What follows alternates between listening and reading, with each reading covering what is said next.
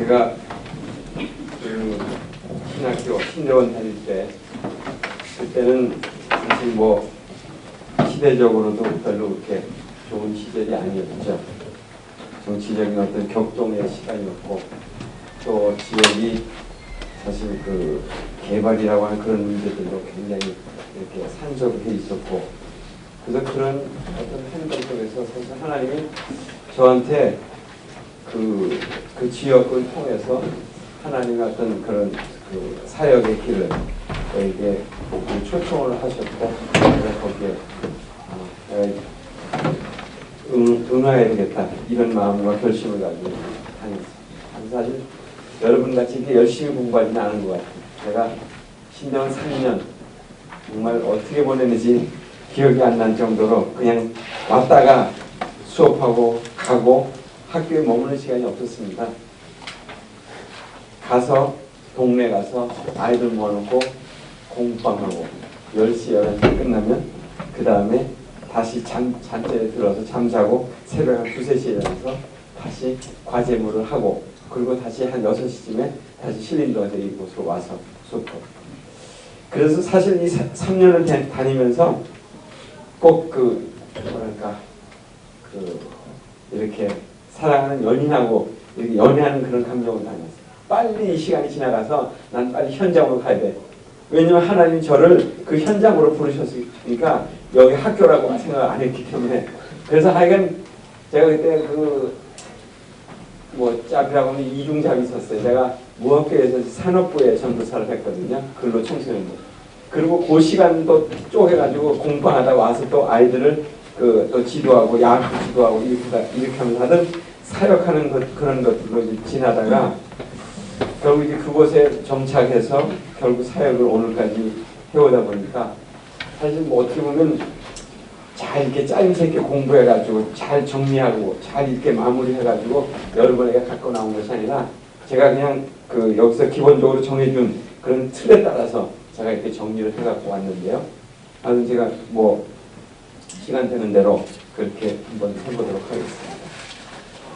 제가 속해 있는 저희 교회가 속해 있는 그 환경은 예전에는 경기도 시흥군 신림이라고 하는 그런 지역이에요. 지금은 서울의 제일 남단입니다. 관악구 신림동. 그런데 예전에는 관악구가 아니었고 영등포구였고 그래서 제가 이 주민등록을 이렇게 주소를 바꿔주기도 여러 번 바꿨었어요. 신림 2동이라고 그랬다, 신림 6동이라고 그랬다, 신림 10동이라고 그랬다. 지금은 또 삼성동이라고 하는 이름을 또 바뀐 거예요. 그래서 이 강남구 삼성동이 그 소송을 제기한 거예요. 왜 우리 동네 고유한 이름을 가져가느냐. 그래가지고 소송을 제기했는데 이유 없다. 기각이 돼가지고 저희도 이제 삼성동 된 거예요. 그러니까 어떻게 보면 이제 신림동, 공천동 그러면 갖고 있는 어떤 그런 이미지가 낙후된데 산동네 그리고 별로 이렇게 좋은 환경이 아니다 이런 이미지를 딱 갖고 있으니까 이름을 이제 바꾼 거죠. 그래서 이제 삼성동이 된 겁니다. 지금 신림동이라기보다는 사람들이 쉽게 그냥 삼성동 이름을 바꾸죠. 그런데 이곳에 삼성동이라고 하는 이름은 2개 동을 이제 합쳤는데 신림 2동과 6동이라고 하는 곳을 그 6동과 10동이라고 하는 것을 합쳤는데 그곳에 한 3km 그 면적 안에 12,000 가구 정도가 살고요. 그리고 그 안에 한 3만 명 정도가 삽니다. 그러니까 주로 어떻게 형성이 되냐면 이제 쭉 이렇게 하천이 이게 산이 이렇게 삼성산이 이렇게 있으면 하천이 이렇게 쭉 지류가 이렇게 돼 있으면 이 하천변으로 그 부락이 다 형성이 된 거예요. 이렇게 전부. 그러니까 결국 전형적인 어떤 산동네 어떤 그런 형태를 가지고 있고 그리고 이 하천이 아닌 곳에 이제 아파트가 이렇게 세워져 있어요. 그래서 지금 아파트하고 이제 무허가 주택하고 이게 혼재가 되어 있는 그런 지역입니다. 저희 지역이. 그래서 어떻게 보면 서울 시내에 남아있는 그런 전형적인 산동네 한 유형으로 지금 남아있고 지금은 이제 그곳을 갖다가 지난번 시장이 뉴타운이라고 하는 그런 지구 지정을 해가지고 이제 이 뉴타운 지역으로 다 이렇게 형성이 되어 있습니다.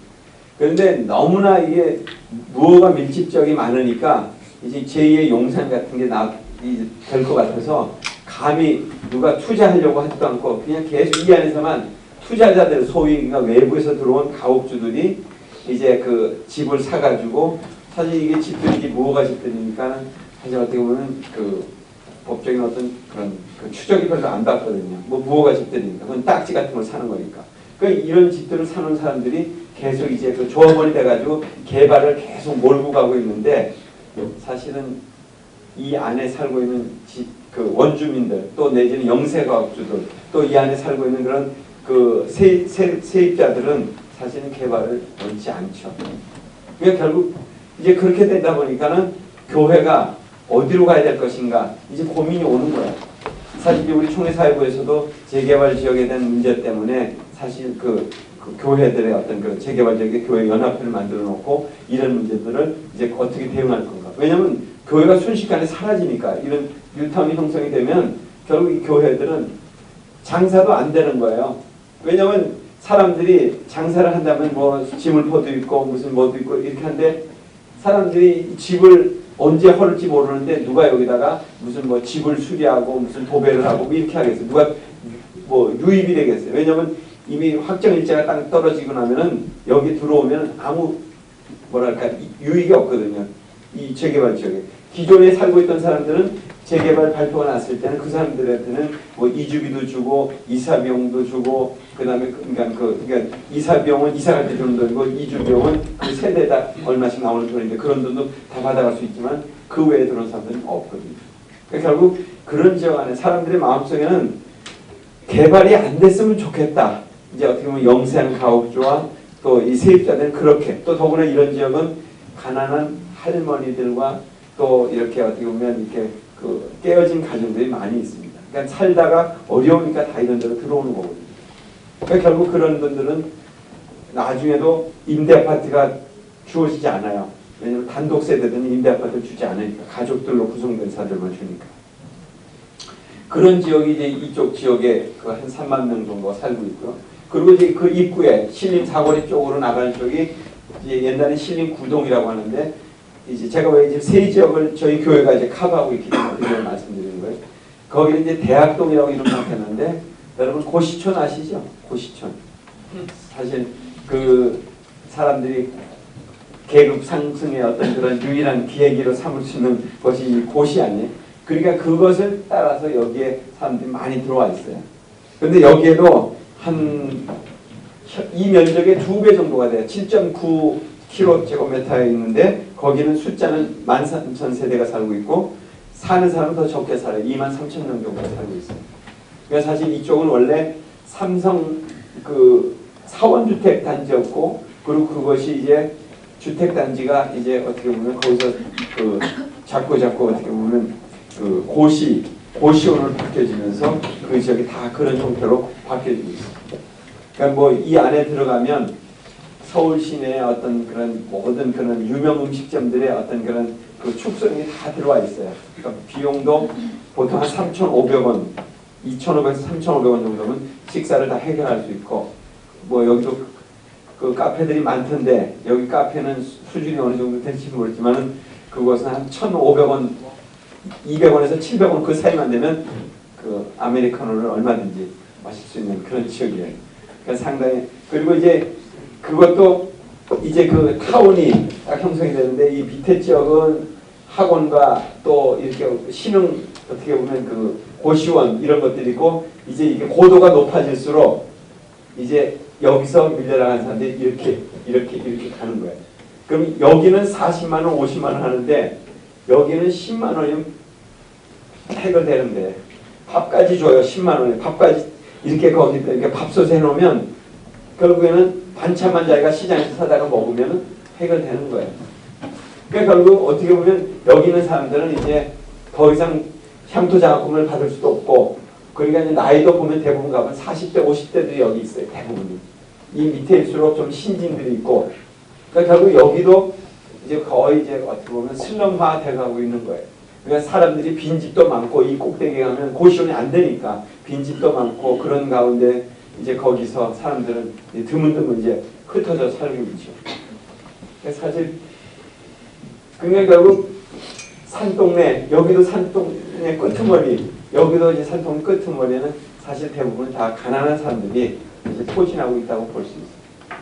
이게 결국 그런 문제들에 대해서 사실 어떤 관심을 가져야 될 건가, 교회가 사실 그런 부분들에 대해서 어떻게 접근해야 될 건가, 사실 그런 부분들이 고민 중에 하나예요. 그래서 이 지역에 보면 복지관이 이제 있습니다. 복지관이 있어가지고 가난한 노인들을 위해서 경로 식당도 하고 또 아이들 공부방도 하고 또 거기서 뭐 여러 가지 프로그램들 이렇게 돌리고 있고 복지관 있고 또 그리고 청소년 회관이 있어가지고 청소년 문제들을 이렇게 좀 다루고 있고요. 그리고 경로당이 6개가 있는데 구립이 2개 있고 사립이 4개가 있어요. 사실은 경로당도 여러분 뭐 가보신 적이 있는지는 모르겠는데 이 경로당에 가면 경로당도 회비가 있어야 돼요. 회비가. 하다못해 뭐 2,000원, 3,000원 월 회비가 있어야 돼요. 그래 거기서 같이 밥도 먹고 같이 뭐 화토도 치고 또 뭐 이렇게 할 수 있지 회비가 없으면 못 가요. 결국 이러다 보니까는 가난한 동네에 있는 할머니들은 거기 경로당에도 낄 수가 없어요. 그러니까 결국에는 그런 부분들이 사실 이제 오늘 이제 제가 이제 나중에 말씀드릴 그런 부분들인데 결국 그런 부분들을 이제 뭔가 또 해야 되겠다 이런 생각이 들어서 시작한 일들도 있고요. 그 다음에 이제 지역아동센터가 뭐 아까 말씀드린 것처럼 그 한 이쪽 지역에 한 10개 정도가 됐고요. 저희가 그 지역아동센터를 그 제가 이제 신학교를 86년도에 입학을 했는데 그 신대원은 85년도 겨울부터 시작을 했어요. 공방 교회 안에서. 그렇게 한 이유는 아이들이 그냥 갈 데가 없는 거예요. 아이들이 방도 없고 공부할 방도 없고 아이들은 대부분 뭐 이제 학교가 그 입구에 하나 있었고 여기 하나 있었고 또 저쪽에 하나 있었는데 아이들이 끝나고 나면 이 산동네 아이들은 갈 데가 없으니까 산에 올라가가지고 겨울철 같은 데는 산에 올라가가지고 이제 나무 같은 거 이렇게 모아가지고 불을 떼고 추우니까 자기 집안에는 블럭집이니까 상당히 춥잖아요. 그러니까 안에 들어가 있는 거 보면 차라리 양집안에 가서 불 떼고 이렇게 하고 있는 거예요. 그러니까 결국 이렇게 하다가 불 나가지고 사실 우리가 주일날 예배드리다가 어떤 때는 2번씩이나 불 끄러 산으로 올라간 적도 있었어요. 불이 나 애들이 이제 그렇게 하다 무서우니까 불 나니까 도망가 버리는 거잖아요. 뭐 그런 여러 가지 그래서 이제 저희가 공방을 시작했는데 2010년 그러니까 2년 전까지 저희가 하다가 이제 문을 닫았고 그리고 여기에 공방이 현재는 4개가 남아 있어요. 4개가 남아 있는데 사실 이게 뭐 정부를 비방하는 입장에서 얘기하는 것은 아니고 사실 아이들이 가난한 지역 아이들이니까 교육, 복지, 투자 우선 지역이다 이렇게 해가지고 거기다 공방을 할 수 있도록 막 이렇게 지원을 했어요. 저희도 나중에 한 2, 3년 동안은 한 300만 원씩을 매달 정부로부터 받았어요. 그러니까 그렇게 받는 것은 그곳이 가난한 아이들이 있으니까 그 아이들을 위해서 이제 그 종사자들에게 이제 그 뭐랄까 인건비를 주면서 하라는 거예요. 그렇게 하다 보니까 아이들이 사실 이제 어떻게 보면 엄격하게 관리가 돼야 되는 정부는 돈을 주니까 그 돈 주는 만큼 그것에 대한 분명한 책임을 물으니까 그런데 얘네들이 가만히 보니까 여기 공부방에도 와야 되고 학교에서 방과후하는 과정에도 또 가야 되는 거예요. 학교에서는 또 교육인적장부에서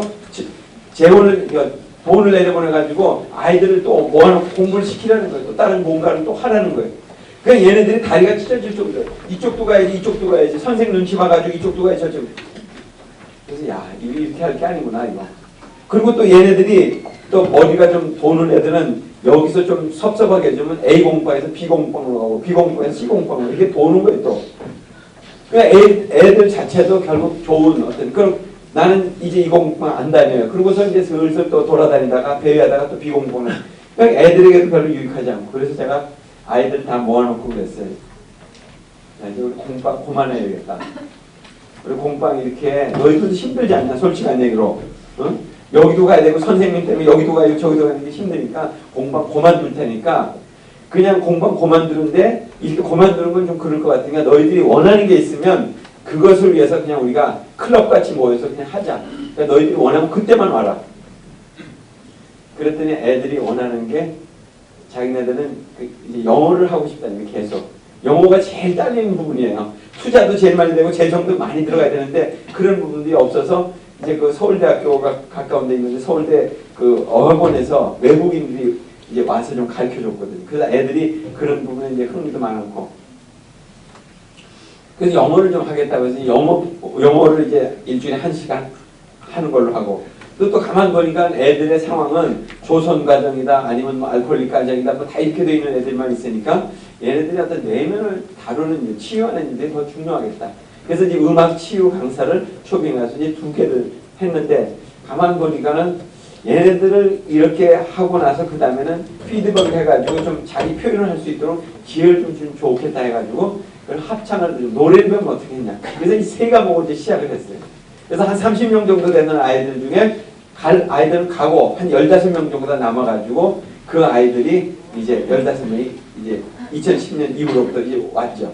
그러다가 이제 시간이 지나면서 다 떨어지고 뭐 이제 남은 아이들은 이제 음악 치유반만 남았어요. 음악 치유 하겠다는 애들. 걔네들은 자기가 그걸 하면서 자기 자신이 자꾸 이렇게 자신감이 생기고 힘이 되니까 그 부분을 계속 따라오더라고요. 하여튼 뭐 그 지역아동센터 얘기 나중에 또 드리면 그렇게 하고 이제 보육시설이 그 지역에 6개가 있는데 구립으로 2개 있고요. 법인에서 하는 곳이 2군데 있고 민간이 하는 데가 2군데 이렇게 있어가지고 그 지역에 아이들이 있는데 이제 사실은 지역이 한번 생각해 보세요. 가난하고 어려울 때는 어쩔 수 없이 여기 들어서 살아야 돼요. 그런데 이제 여기서 어떻게든 경제적인 기반을 마련하면 여기 살 이유가 없는 거예요. 교육 환경도 안 좋지. 또 여기 그 환경 자체가 안 좋으니까 뜨는 거예요. 또 그리고 아이들이 전체적으로 자라가면서 이 환경에 자꾸 이렇게 길들여지는 것이 원치 않으니까 물론 여기 아파트에 사는 분들 가운데는 강남 파라쿠르로 가야 된다 이렇게 하고 가는 사람들인데 자기네들은 그렇게까지는 못 가더라도 하여튼 이 지역은 떠나야 되겠다. 너무나 환경이 안 좋으니까 이렇게 떠나지. 또 아이들이 자라고 그렇게 되니까 점차적으로 이제 뭐랄까 어린이집이나 지역아동센터의 그 숫자들은 자꾸 이제 적어지기 시작했어요. 그래서 이제 그렇게 됐고요. 이제 그런 숫자고 이제 교회 소개를 말씀드리면 교회는 1974년도에 세워졌습니다.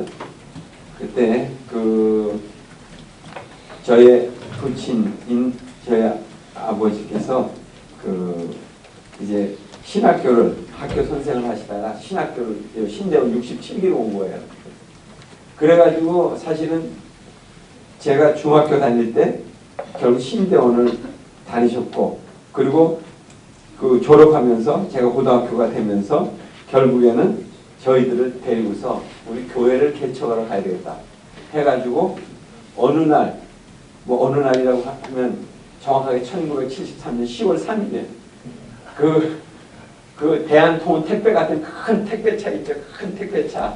그게 딱 집 앞에 와 있는 거예요.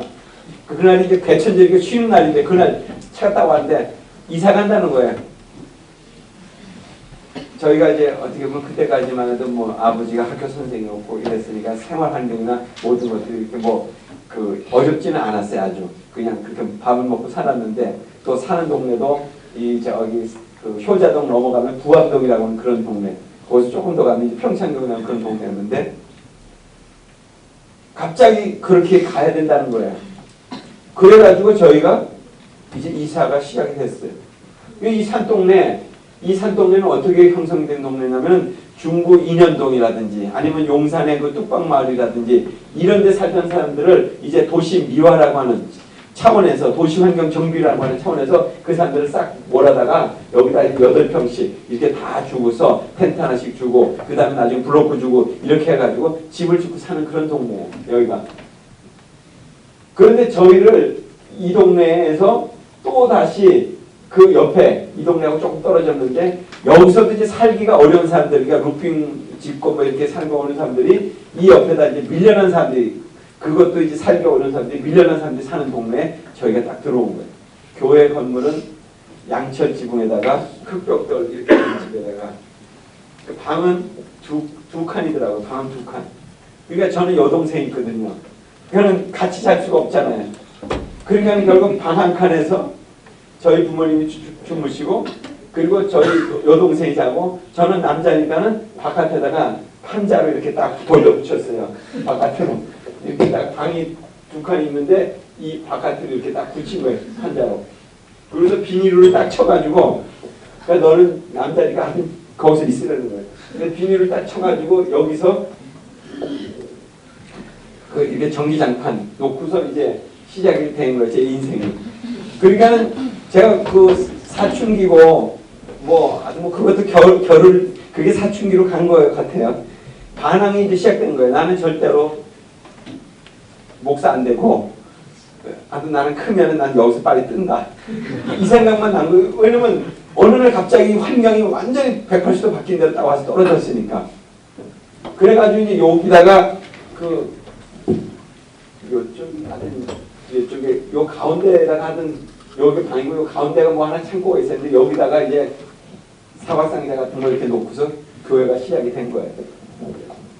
여기는 제 방이고 저희 동생 방이고 이게 좀 크게 그려졌지만 다 조그만 거예요. 그렇게 해서 시작이 된 거예요. 그때 이름이 이 지역이 이제 반골이라고 하는 동네여가지고 반골교회라고 이렇게 이름이 지어졌어요. 진짜 하여튼 어려운 시간이었어요. 뭐 그냥 결국 여기서 이제 하는데 여기에 뭐랄까 사람들이 앉으면 몇 명이나 앉겠어요. 한 뭐 11명 앉고 그러니까 이 동네에서 이제 그 밀려난 사람들이 이제 들어와서 예배를 드리는데 여기서 예배를 드리면요 여기 저희 집이 여기 방 저희 부모님 방 있고 거기에 이제 이쪽 편으로 부엌을 이렇게 달아졌는데 여기다 이제 냉장고를 딱 놨는데 문이 여기 있어요. 예배를 여기서 딱 드리고 나오죠. 그럼 냉장고 안에 있는 게 싹 없어져요. 애들이 와가지고 냉장고 안에 다 꺼내가지고 다 가지고 간 거예요. 뭐 얘네들이 먹고 살기 어려우니까 그래도 우리 집에 뭐가 있다고 생각하니까 뭐 하다못해 뭐 이런 과도라든지 뭐 이렇게 뭐가 뭐죠 벤치 뭐 이런 거 장도 이런 것조차도 다 없어진 게 주변에 있으면 그럼 사실 그럼 적응하기가 진짜 어려웠어요. 제가 여기서 어떻게 있나 그냥 반발심과 이런 것들을 이렇게 막 끌어올리다가 하나님이 필요하실 때 쓰시다고 하셨는지 사실 저한테 이 신학교를 오게, 그러니까 이 학부를 오게 하실 때는 어떤 마음을 주셨냐면 저희 부모님 아버지가 하시는 말씀이 너 가서 사람이나 되면 좋겠다, 사람이나 되면 좋겠다 해서 이제 보냈고 그리고 거기 와가지고 제가 여기 와가지고 지나는 동안에 마지막 시간에 그러니까 학부 4학년 마지막 그 텀에 그러니까 4학년 그러니까 81년도 그때 하던 이유를 알 수 없는 그런 뭐랄까 그 통증이 제 몸에 찾아왔어요. 그러니까 그 담이라고 그래가지고 그 여기 기숙사가 여기 지금 있었지만은 담이라고 해가지고 자꾸 사람들이 그래도 나이 먹은 그 선배 형들이 침을 놔주는 거예요. 침을 아프다면 침을 놔주는 거예요. 병원 가지는 않았고 왜 어리석었는지 아이가 돈이 없었는지 모르겠어요. 그냥 침 놔주면 그걸로 조금 시원한 것 같으면 그냥 입고 이렇게. 그래서 간신히 마치고서 딱 왔는데 이제 이리로 온 거야. 여기 기숙사 있다가 이리로 왔는데 숨쉬기가 어렵더라고요. 그러니까 하나님 이제 만지시는 시간이에요. 그때가 만지시는 시간인데 그 만지시는 시간이 정말 길었어요. 2년 걸렸어요.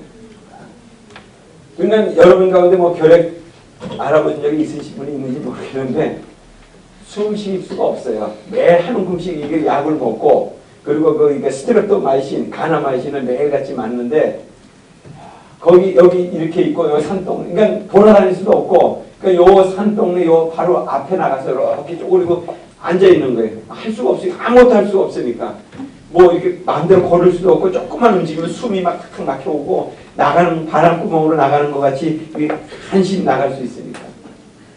근데 결국 그 시간이 한 2년 정도 걸렸어요. 그러면서 거기서 제가 다시금 하나님을 만났어요. 하나님 나를 왜 이렇게 다루시는가? 제가 사실 모태신앙이었어요. 저희가 이리로 이사가기 전에는 영락교를 다 다녔거든요.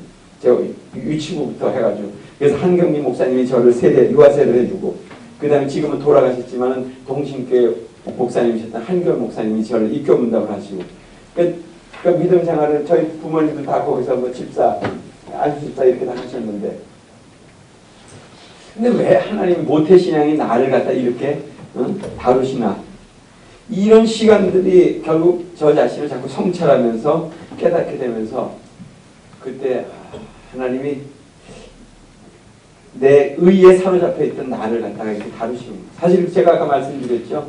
학교 다니면서 이 동네에 살면서 기숙사에 살면서 이 집이 있는 신림동으로 가지 않고 이 왕십리에 가서 왕십리에 그 무학교에도 그 야학을 가서 일하면서 거기서 그런 일을 하면서 그런 걸로 2학년부터 3학년, 4학년, 3년 동안 보냈거든요.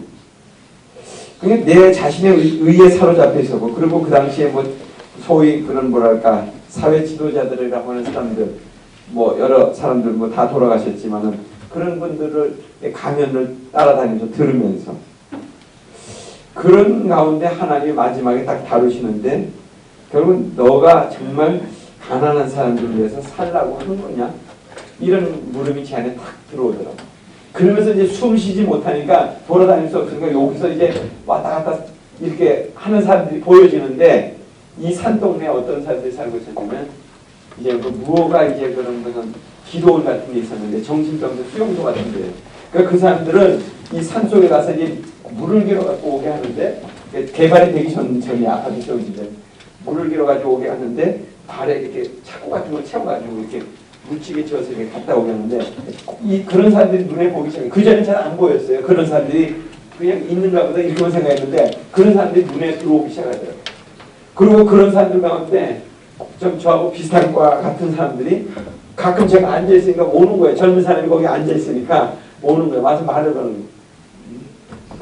그럼 그 사람들하고 이제 대화를 하면서 하나님이 이 땅의 사람들이라고 하는 가난한 사람들, 저 역시도 뭐 육신적으로 완전히 이렇게 뭐 꼼짝달싹 못하는 상황 가운데 제가 사실 여기서 제가 뭐가 내세울 게 뭐 있어요? 거기서 이제 제가 제 자신을 보면서 그 사람들과 만나면서 이제 복음서를 다시금 읽어가기 시작했어요. 그러니까 그 복음서의 내용들이 전부 제 자신을 위한 얘기로 자꾸 들려주기 시작해요. 이것이 그러니까 한 절 한 절이 그냥 넘어갈 수가 없는 거예요. 전부 다. 그래서 그렇게 말씀을 읽고 하다가 마음속에 어떤 감동이 왔는데 하나님 나 좀 살려주시면 내가 꼭 신학교 갈게요. 난 꼭 신학교 가가지고 내가 보여준 이분들하고 같이 내가 그런 사역을 하고 싶어요. 나 꼭 다시금 일으켜주세요. 그래가지고 신대원에는 바로 못 들어오고 대학원에 들어왔어요. 제가 기독교교육과를 다녔거든요. 그 기독교교육과 대학원을 들어가가지고 공부하고 그러고 나서는 결국 이제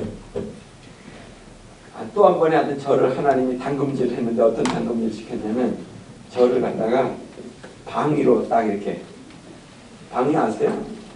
네? 방위로 갈 거라고 생각하지 못해서 제가 왜냐하면 4학년 그때 이제 현역입영 대상자였는데 그렇게 딱 되면서 이제 딱 밀려났는데 어디로 갔냐면 국립묘지 한 번도 제가 그 국립묘지와 같은 강남 쪽에 살았지만 국립묘지 한 번도 가본 적이 없었어요. 아무도 그런 관련된 분이 없었으니까 제일 방위 생활이 고달프다고 하는 데가 바로 국립묘지인데 거기에 딱 떨어지는 거예요. 사람들이 다 야 너 이제 끝났구나. 나이도 그 당시만 해도 26인가 돼가지고 먹을 때는 먹었지. 또 그 다음에 신학교 나왔다고 이런 몇 대로 붙었지. 예? 그러니까 완전히 그냥 뭐랄까 아주 더 이상 어떻게 더 최악이라는 상대가 없다는 거예요. 저보고. 그래서 일단은 거기 갔더니 아이들이 어떤 친구들이냐면 저보다 제일 나이 많이 먹은 애들이 저보다 한 4살 밑이에요. 제일 고참이 제대가 곧 임박할 친구들이. 그리고 나머지는 저보다 한 6살 뭐 이렇게 다 밑이에요. 대부분 보면 이게 목욕탕에서 때밀이를 했거나 아니면 그 당시에 디스크 자키라고 그러죠. 네? 디스크 자키 그런 거 아니면 어디서 이렇게 좀 껄껄하게 놀던 애들 이런 친구들만 오니까 일단은 한 번도 난 이렇게 부딪혀보지 않았던 친구들인데 내가 꼭 선배님 하면서 걔네들하고 이렇게 가고 하라는 대로 다 하고 제가 한 7개월 동안 그렇게 불렀어요. 반스만 입고 춤추라 그러면 걔네들 보고 앞에서 춤을 추고 해오라 그러면 해오고 그런데 이제 거기 이제 소대장이라고 하는 사람이 이제 상사인데 주임 상사인데 그 사람은 조금 어려워하더라고요. 딱 나머지 애들은 마구 다루는데 저한테는 함부로 안 다루는 거예요. 왜냐면 이제 혹시 이제 뭐 소원술이나 어디다 갖다 이제 꽂을 이런 생각을 해서 그런지 몰라도 그런 부담은 없고. 근데 거기서 7개월 동안을 굴르면서 바닥이 어딘지를 이제 가본 거예요. 걔네들 밑에서, 걔네들 발 밑에 있었으니까 제가. 걔네들, 그 국립묘지가 한 45만 평이 되는데 하루에, 그러니까 하룻밤에 한 3바퀴 반을 돌면 한 22km를 걷는 거예요. 22km. 그냥 거의 뭐 아침 되면 그냥 제대로 서지도 못할 정도로. 왜냐면 고참들은 거기에 이렇게 누워서 자고 우리는 계속 보는 거고, 쫄병들은. 그렇게 하면서 제 자신을 많이 이제 성찰했죠. 하나님 아들 굴를 대로 굴르게 하시는구나.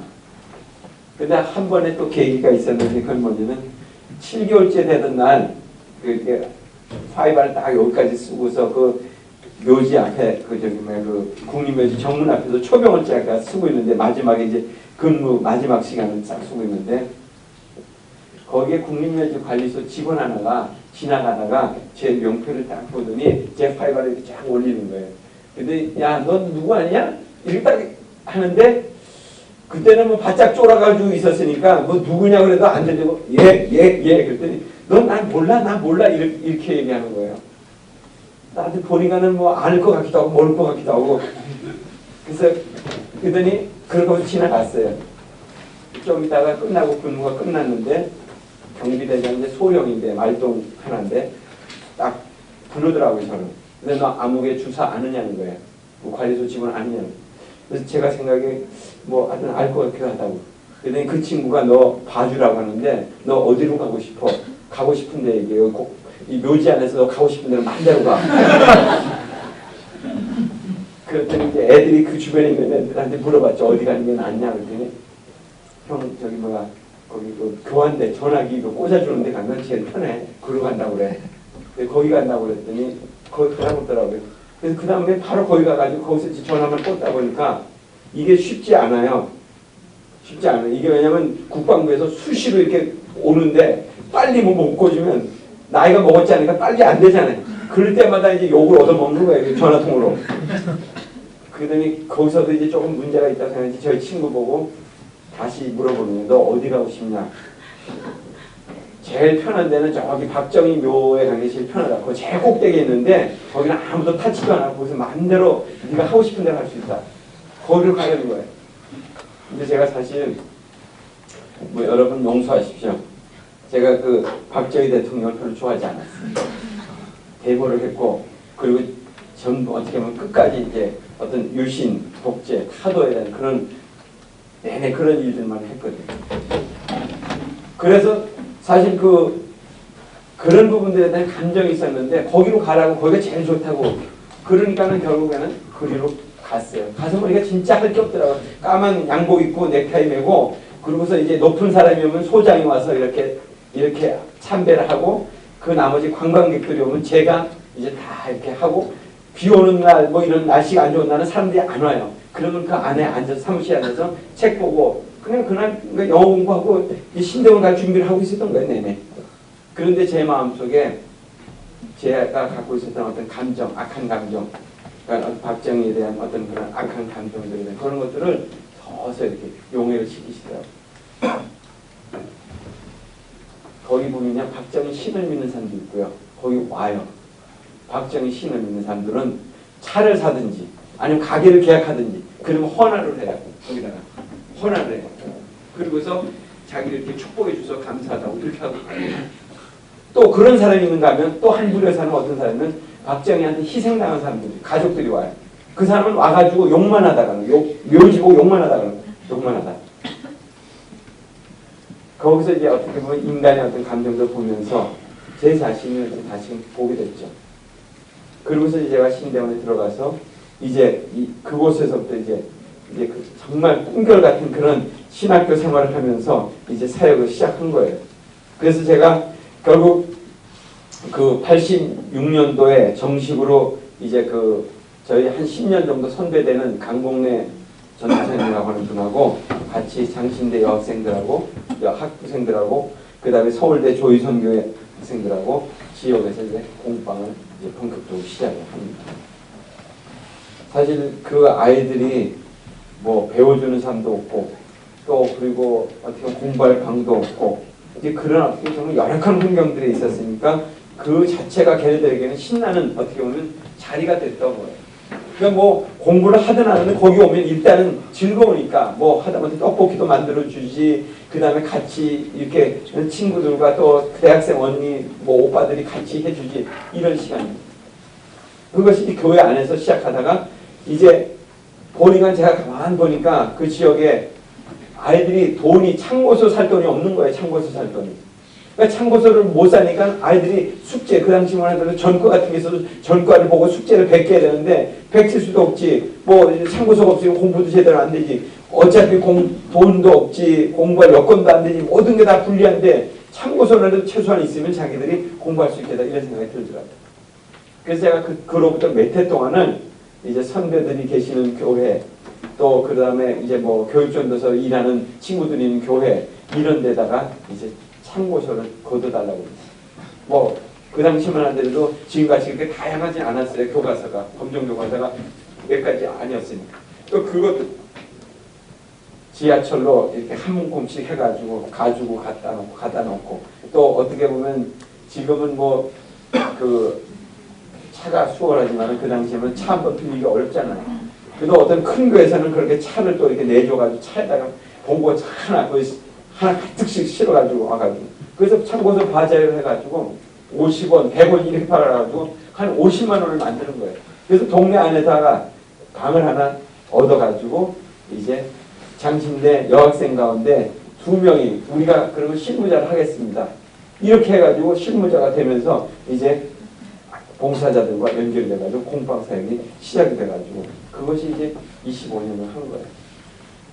다 어떻게 보면 그 무명의 봉사자들, 정말 그런 헌신한 그런 다 보면 신학생들이었고 대학생들이었고 끝까지 함께 그런 일들을 했던 거예요. 자기들이 이제 취업을 해가지고 직장에 가게 돼서 그 뭐랄까 봉사를 못하게 되니까 자기들이 후원금을 뭐 5,000원, 10,000원 이렇게 또 보내가지고 그 돈들을 또 모아가지고 결국 실무자의 생활비를 만들어가면서 이렇게 하면서 온 거죠. 한 가지 정말 특이했던 것들은 무엇이냐면, 여러분 여기 워커힐 안에 카지노 있죠? 카지노 가본 분 있어요? 파라다이스 투자개발이라고 카지노 회사가 있어요. 어느 날 아이들에게 뭐 축구공, 뭐 농구 해가지고 잔뜩 가지고 온 거예요. 그러면서 어디서 왔냐고 했더니 명함을 딱 내미는데 파라다이스 투자개발이에요. 나 그래서 이게 회사가 무슨 건설회사인 줄 알았어요. 그래가지고 딱 가져와가지고 우리가 이렇게 알아보고 보니까 여기 이런 공방이 있어서 왔다는 거예요. 그래서 직원 몇 명하고 그래서 정기적으로 우리가 와서 좀 돕겠다고 이렇게 얘기합니다. 그래서 저는 뭐 그렇게 하겠다고 하니까 뭐 명함 보니까는 근데 워커힐에 이렇게 돼 있고 광장동 이렇게 돼 있고 그래서 회사가 어떻게 좋은 데 있네 이렇게만 생각하고 받았는데 나중에 이제 아름아름해서 알아보니까 이 카지노 그 직원들이더라고. 카지노 회사에서 이제 거기서 이제 돕는 모임을 하나 만들어가지고 자기들이 좀 의미 있는 일을 하자 해가지고 시작한 거예요. 지금 여기 보면은 여기 워커힐 아파트 어디죠? 함경도 아바이 순대 가는 데 있죠? 저기 큰 길가에. 사거리. 네, 사거리. 그 위에 보면 하늘복지관 있잖아요. 복지관 있죠? 네. 그게 파라다이스 투자개발에서 하는 거예요. 거기가 이제 그런 사업을 시작하면서 이제 저희하고 이제 종료가 됐어요. 자기들이 이제 독자적으로 일을 시작하게 됐다고 그런 얘기를 하더라고요. 아니 보면 별 많은 참 어떻게 보면 이름도 없이 정말 소리 소문 없이 와서 봉사하고 한 사람들. 그런데 다 그분들이 대부분 보면 어떻게 보면 참 자신들이 그렇게 하는 것이 무슨 어떤 기록이나 흔적이나 이런 것들을 전혀 바라지 않고 그냥 와서 하고 한 사람들이에요. 제가 이제 특별히 이제 이 사역을 하면서 정말 교회하고 관련됐던 부분은 어떤 부분이었냐면, 제가 이제 신학교를 졸업하면서 이제 그 지역사회에 대한 어떤 그 프로젝트를 좀 만들어 보라고 하는 제안을 받았어요. 이제 장신대 지금 명의교수 되시는 이영기 교수님이 저보고 프로젝트를 하나 만들어내는 그 지역사회 개발에 대한 것들을. 그래서 지역 조사를 하고 그리고 지역 조사를 해가지고 전부 무슨 세스 프로그램인가 이걸로 분석을 해가지고 그리고 그것을 다 서술형으로 다 만들어가지고 그래가지고 한 4, 50페이지짜리 페이퍼를 만들었어요. 근데 교수님이 그거 가지고 오라고 그래가지고 갖다 드렸더니 2개 교회에다가 그걸 제안을 하셨어요. 지금은 이제 뭐 그 목사님이 우리 교회 목사님이 안 되셨는데 이재철 목사님이라고 백주님교회 거기다가 하나를 하고 하나는 지금 이제 저기 패밀리 아파트 안에 은현교회라고 하는 그 강석형 목사가 지금 계시지만은 그 전에는 다른 김기호 목사님이라고 그분이 그 이형기 교수님이 그 교회 협동 목사로 계셨는데 그렇게 제안을 했어요. 근데 그분들이 그것을 보시고 검토하시고 현장을 방문하시더니 우리가 이 지역을 위해서 한번 함께 일을 해보자. 이래가지고 그분들이 인적 자원과 또 물질적인 어떤 그런 지원을 이제 참여하면서 이제 사역이 시작이 됐죠. 그래서 결국 그 맨 처음에 시작했던 일들이 공방이었지만은 그 다음으로 이 지역의 그 재개발을 조사를 하다 보니까 그 당시에만 해도 복지관이라는 게 없었으니까 뭐랄까 밥을 굶는 사람들이 너무 많은 거예요. 그러니까 뭐 알코올 중독에서 밥을 굶는 사람도 있고 아니면 노인들이 이렇게 다 풍에 걸려가지고 이렇게 제대로 이렇게 가사를 할 수 없으니까 굶는 사람들이 있고 또 그리고 그 당시만 하더라도 청소년 가장들이라고 하는 걔네들이 결국 어떻게 보면 자기네들이 밥을 끓여 먹고서 학교를 다니고 그러니까 제대로 먹고 살지는 못하는 거예요. 정부에서 주는 돈들은 조금 있지만은 그거 가지고 살기는 어려워요. 연명만 할 수 있게끔 만들어놨어요. 지금도 마찬가지. 영세민정책 마찬가지. 기초생활보장법은 연명만 하게끔 딱 돼 있는 거예요. 그러니까 결국 그렇게 하는 것을 보면서 우리가 그러면 밥집을 해야 되겠다. 이래가지고 이제 그 사랑의 밥집이라는 것을 시작하게 됩니다. 그래서 이제 낮 시간에는 영세민들이 이렇게 근로활동을 해요. 이제 그 정부에서 주는 돈을 받기 위해서. 그럼 점심시간을 줘요. 그럼 그 점심시간에 저희가 그 집을 하나 얻어가지고 거기서 밥을 이제 지어가지고 이제 나눴습니다. 물론 이제 뭐 주문은 저희가 했지만은 봉사하는 교회들을 이제 다 섭외를 했죠. 그래서 그 교회들이 지역에 있는 교회들이 같이 참여해서 했는데 근데 한국은 진짜 어려운 게 에큐메니컬이 어려운 게 바로 옆에 있는 바로 앞에 있는 교회는 협조 안 해요. 교단이 다르기 때문에 협조 안 해요. 멀리서 아이들 같은 교단이라도 멀리 있는 교회가 오는 거예요. 그러니까 참 아쉽죠. 사실 그 지역의 문제가 함께 아파야 되고 함께 그 문제를 다뤄야 되는데 그 부분들을 상당히 꺼려하고 도리어 거기 가서 자기 교인이 밥을 먹게 되면 당신 밥 먹지 마, 먹지 말아야 돼 이렇게 나올 정도가 되니까 이게 참 어려운 거예요. 그러니까 우리가 하면 되고 다른 사람이 하면 협조하면 안 된다는 이런 게 아주 너무나 가슴 아프다. 제가 그런 일을 하기 전에 미리 갔었어요. 우리가 이런 일을 하려고 하는데 우리가 같이 하면 어떻게 하느냐. 뭐 우리의 일이 아니고 우리가 이 지역을 해서 같이 하면 좋겠다. 좋은 일이지만은 당신들 잘해보시오. 이거 끝나더라고요. 참 어떻게 보면 참 가슴 아픈 일이에요.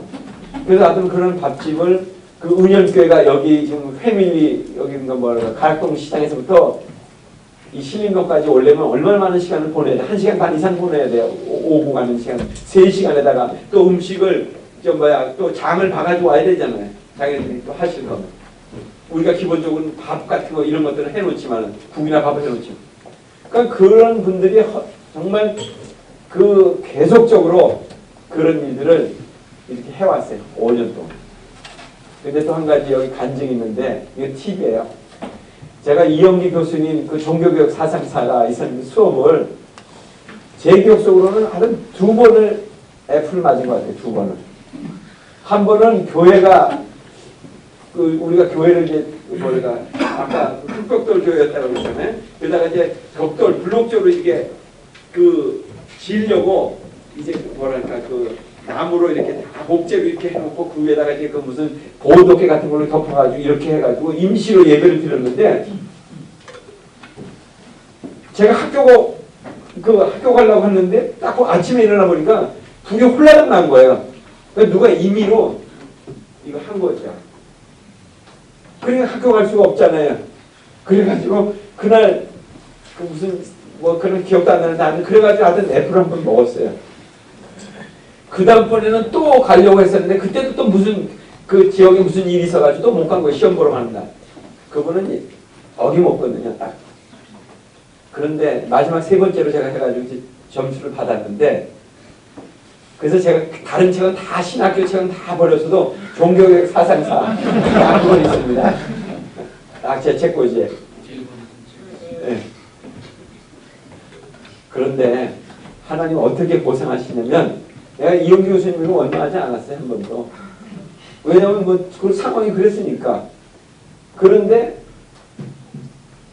이 교수님 사모님이 제가 이제 졸업할 때쯤 돼가지고 졸업한 이후에 어떻게 연결돼가지고 이 교수님이 그 프로젝트를 해갖고 오라고 해가지고 프로젝트를 갖다 드렸는데 이 교회에서 이 교수님 사모님이 권사님이신데 이 신림동 밥집을 봉사하는데 자신이 자원하시겠다는 거예요.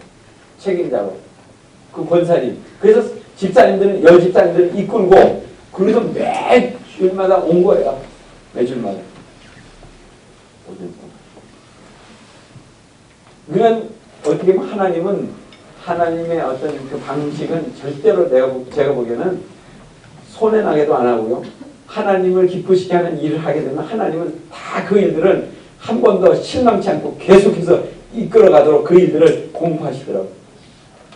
그래서 그 사모님하고 그 산동네를 누비면서 이제 와서 드시는 분을 먹고 그리고 못 오는 사람들은 또 밥을 싸가지고 이제 돌아다니면서 봉사자들하고 나눠주고 이렇게 하는 일들을 하면서 지냈죠. 그러니까 뭐 교수님은 뭐 가끔가다 이제 한 번씩 오셨는데 하여튼 뭐 교수님은 그렇게 상당히 여러 가지 면에서 하여튼 뭐 학문적인 이런 쪽으로 많으셨는데 사모님은 굉장히 아주 활동적인 그런 것을 통해 가지고 제 마음속에 그런 종교개혁 사상사가 제 마음속에 안 남을 정도로 그게 치유를 다 해주신 거예요. 봉사의 치유를. 참 이 지역에서 그런 일들이 제 안에 그런 경험들이 있었죠.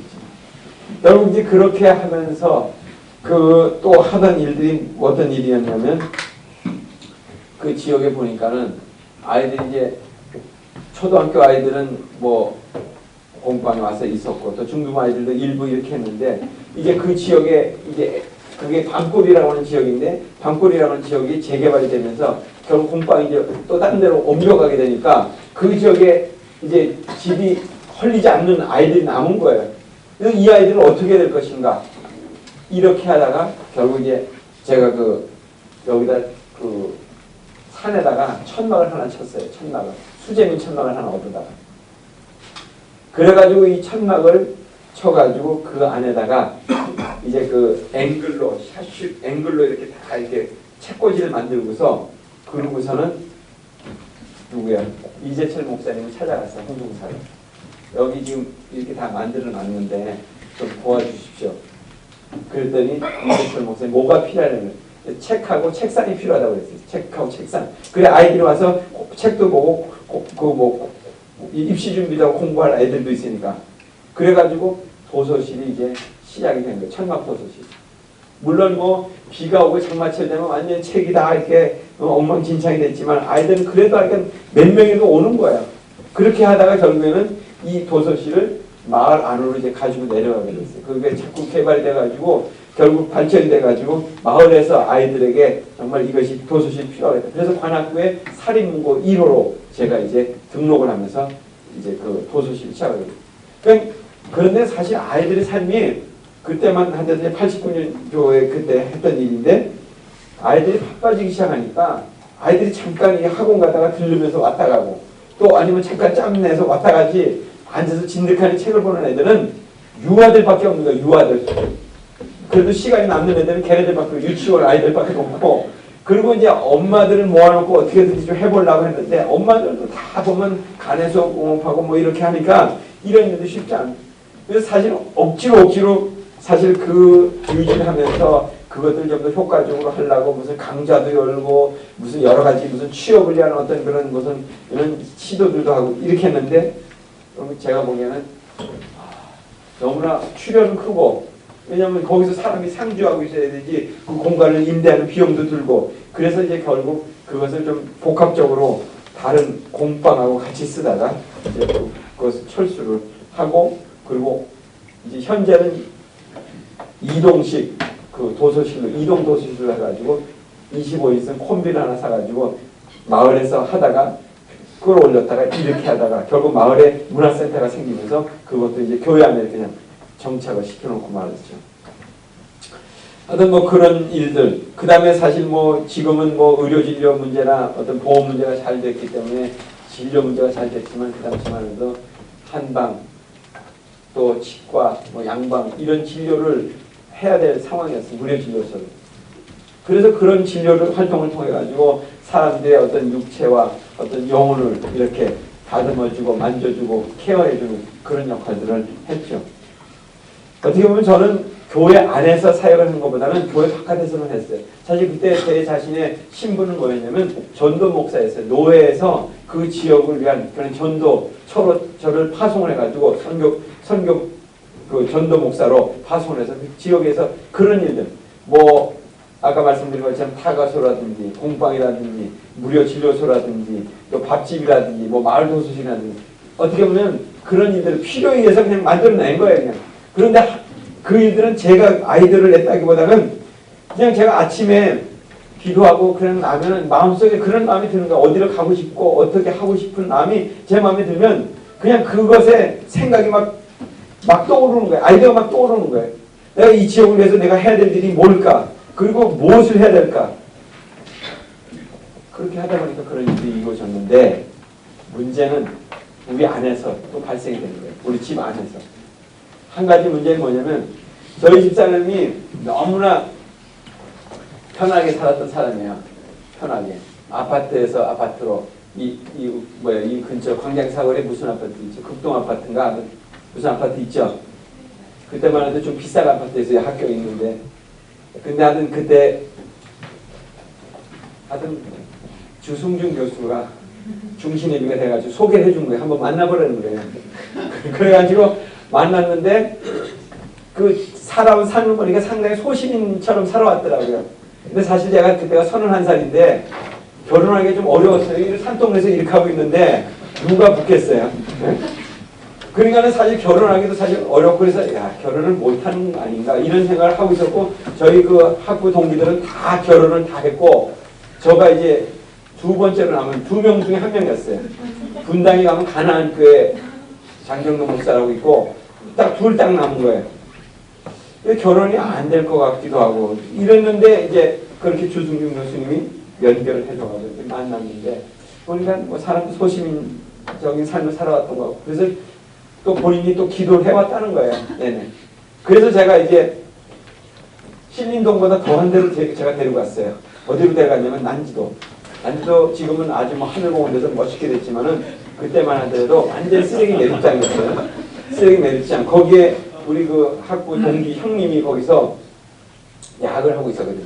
저희도 이제 가끔 거기 가서 뭐 이렇게 돕고 그랬는데 가서 이제 쭉 보면서 이제 뭐 앉아서 이제 딱 밥을 딱 차려주는데 대부분 그 난지도 사람들은 그 당시만 해도 난지도에서 난 거 가지고 다 해결했어요.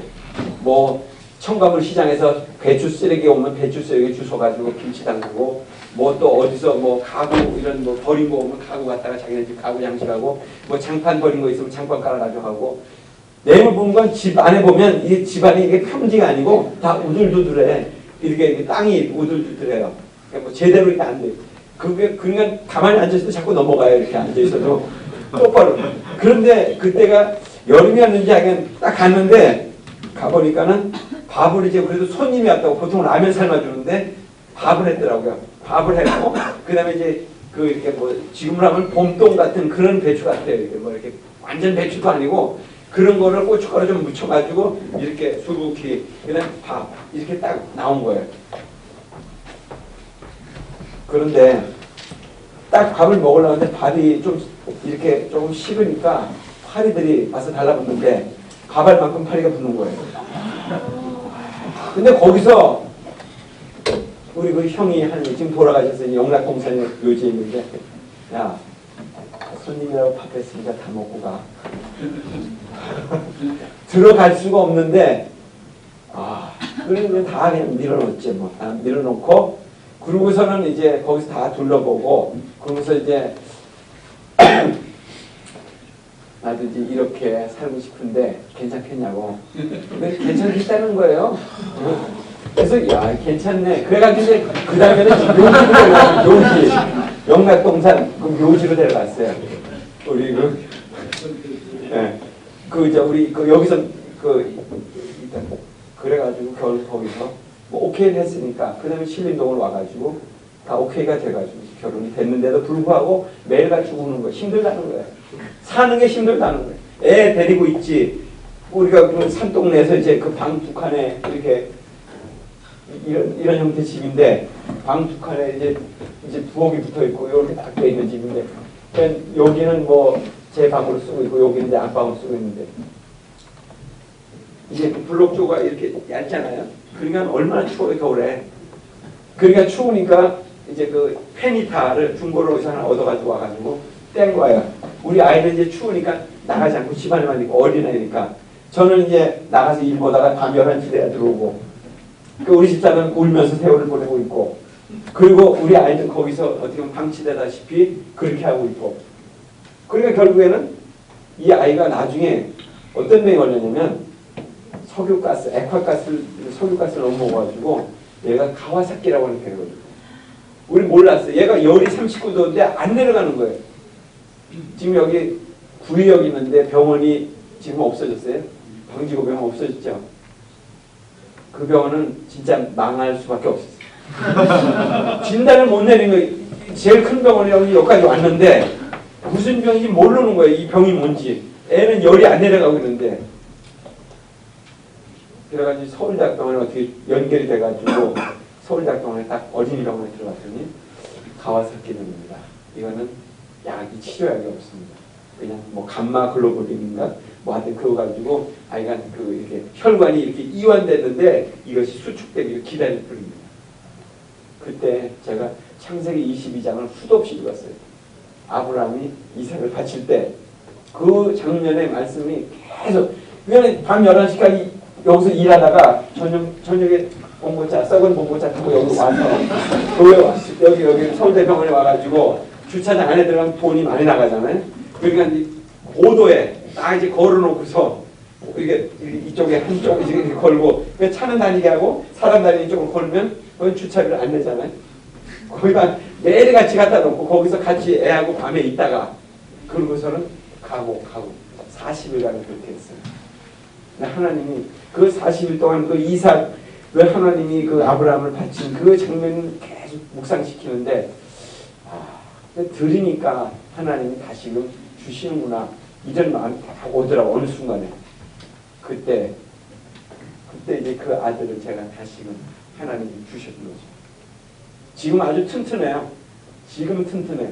저를 무지하게 단련시켰죠. 제 마음을. 뭐 청소년을 두신 뭐 부모님들이 계시겠지만은 뭐 하여튼 제가 청소년 또 그 사역을 한 이유 중에 한 가지도 여기 있어요. 뭐 요 얘기는 여기까지 하고요. 그 다음에 이제 청소년 그 쉼터를 하는데 이제 이 아이들이 공방 아이들이 커가지고 그래서 잘 이렇게 육성이 되면 모르는데 얘네들이 환경이 그렇지 않다니까 그냥 새는 거예요. 중학교 1학년 다니다가 잘리고 뭐 2학년 다니다가 잘리고 그러면 그 지역 안에 완전히 암적인 존재가 됩니다. 그때만 해도 본드가 참 유명했잖아요. 본드 봉다리 넣어가지고 쭉쭉 빨고 냄새 맡고 그러고서는 소주 딱 한 병 쫙 마시고 가면은 경찰이 딱 잡아도 너 뭐 했어? 그러면 술 마셨는데 그럼 그냥 지나가는 거예요. 그 본드 냄새하고 이 본드 냄새하고 소주가 똑같거든요. 그러니까 늘 본드 하나 소주 이렇게 딱 사가지고 하거든요. 내가 가만히 보니까 우리 공방에 이렇게 있는 출신 아이 중에 한 놈이 그러면 중학교 자기 형은 2학년 1학기 때 잘리고 이놈은 1학년 2학기 때 잘린 거예요. 2년 차인데. 근데 이유가 뭐냐? 너 형도 그러니까 너도 별 볼 일 없는 놈이다. 너도 그냥 학교 다니지 마라. 이래서 자른 거예요. 근데 얘가 반항심이 무지하게 많으니까 그 학교 앞에 광신중학교라고 하는 그 학교 앞에 딱 진을 치고 있어가지고 애들 신발 벗어 신고 또 너 우아기 뭐야 안에 뭐 입었어 매일 이렇게 해가지고 애들 돈 이렇게 빼들고 그러니까 바깥에 있으니까는 선생을 어떻게 할 수는 없고 선생들은 그러니까 학교에서도 정말 어려워하고 근데 제가 봐도 이 아이가 계속 애들을 자기 집 밑에 졸개들을 데리고 다니면서 계속 그렇게 나쁜 짓 하고 뭐 이 산동네 이런 동네가 보통 뭐 빨래 같은 거 그냥 이렇게 다 바깥에 널어놓잖아요. 그러면 거기서 좋은 거또 갈아 입고 그리고 또 입고 다리다가 벗어버리고 또 새 것도 입고 그리고 뭐 이 중국집 같은 데 가면은 이렇게 신발 좋은 거 있잖아요. 또 갈아 신고 그냥 가는 거 그냥. 그리고 또 여의도나 뭐 이런 데 와가지고 서초동 이런 데 와가지고 자전거 쭉 아파트에 세워놓으면 애들 데려가서 타고서 딱 와가지고 망가지면 버리고 또 가서 타고 또 새로 타고 오고 그리고 또 이제 빈집에 들어가가지고 이렇게 자루 가지고 가가지고 이렇게 뭐 사우디아라비아 이런 데 갔다 온 사람들 이제 뭐 이런 비디오 이런 거 있잖아요. 그런 거 다 주워 담아가지고 다 갖고 메고 산에 갖다 이렇게 숨겨놓고서 하나씩 갖다 팔아가지고 돈 쓰고 내가 보니까 이놈을 잡으면 될 것 같다 딱 생각이 들더라고. 그래서 제가 타겟을 딱 잡았죠. 내가 어차피 이 지역에서 이 아이들을 위해서 하려고 했으니까 그래서 이 아이를 이제 계속 근데 뭐 만나줘야지 이놈도 딱 알거든요. 자기. 그래서 얘 엄마 이제 산동네 중턱에 이제 교회 하통주 교회 뒤에 이제 그 아버지는 간암으로 돌아가셨고 엄마하고 형하고 이제 셋이 사는데 엄마는 매일 이제 화투치기하고 담배 그리고 술 동네에서 모아놓고 아줌마도 모아놓고 술 마시고 이렇게 하는 자기도 사는 낙이 없죠. 애들 그렇게 돼 있는 데다가 또 자기 뭐 남편 일찍 돌아가셨고 그러니까 그래서 그 앞에 가서 그냥 가서 앉아 있는 거예요. 화도 치는 데 가서 앉아 있는 거예요. 나도 그냥 가서 앉아 있는 거예요. 앉아가지고 아줌마 애들 불쌍하지 않냐고 이렇게 살아가면 되겠냐. 경상도 아줌마니까 상당히 싸나와요. 그래가지고 뭐 가라는 거에 필요 없다고. 나도 옛날에 교회 다 다녀봤는데 다 필요 없다는 거예요. 그런데 당신은 그렇게 해도 애들은 바로 잡아야 되지 않겠냐. 애들은 바로 살게 해줘야 돼. 한 6개월간 따라다녔어요. 아줌마 그냥 그 상대 안 해줘도 그냥 가서 앉아 있는 거야. 앉아서 가면서 제 마음속에 나는 목사냐 아니냐. 제 마음속에 늘 묻고 가는 거예요. 왜냐면 하는 일 없이 그냥 가서 앉아 있는 거니까. 그래서 말 조금 몇 마디 붙다가 뭐 말 안 하면 또 나는 할 말이 없잖아요. 그냥 앉아서 화투 치는 거나 보고 있다가 그러면서 제 마음속에 너는 목사냐 아니냐. 목사인데 넌 여기서 뭐하고 있냐. 가서 성경 보고 성경 가르쳐야지 뭐하고 있냐.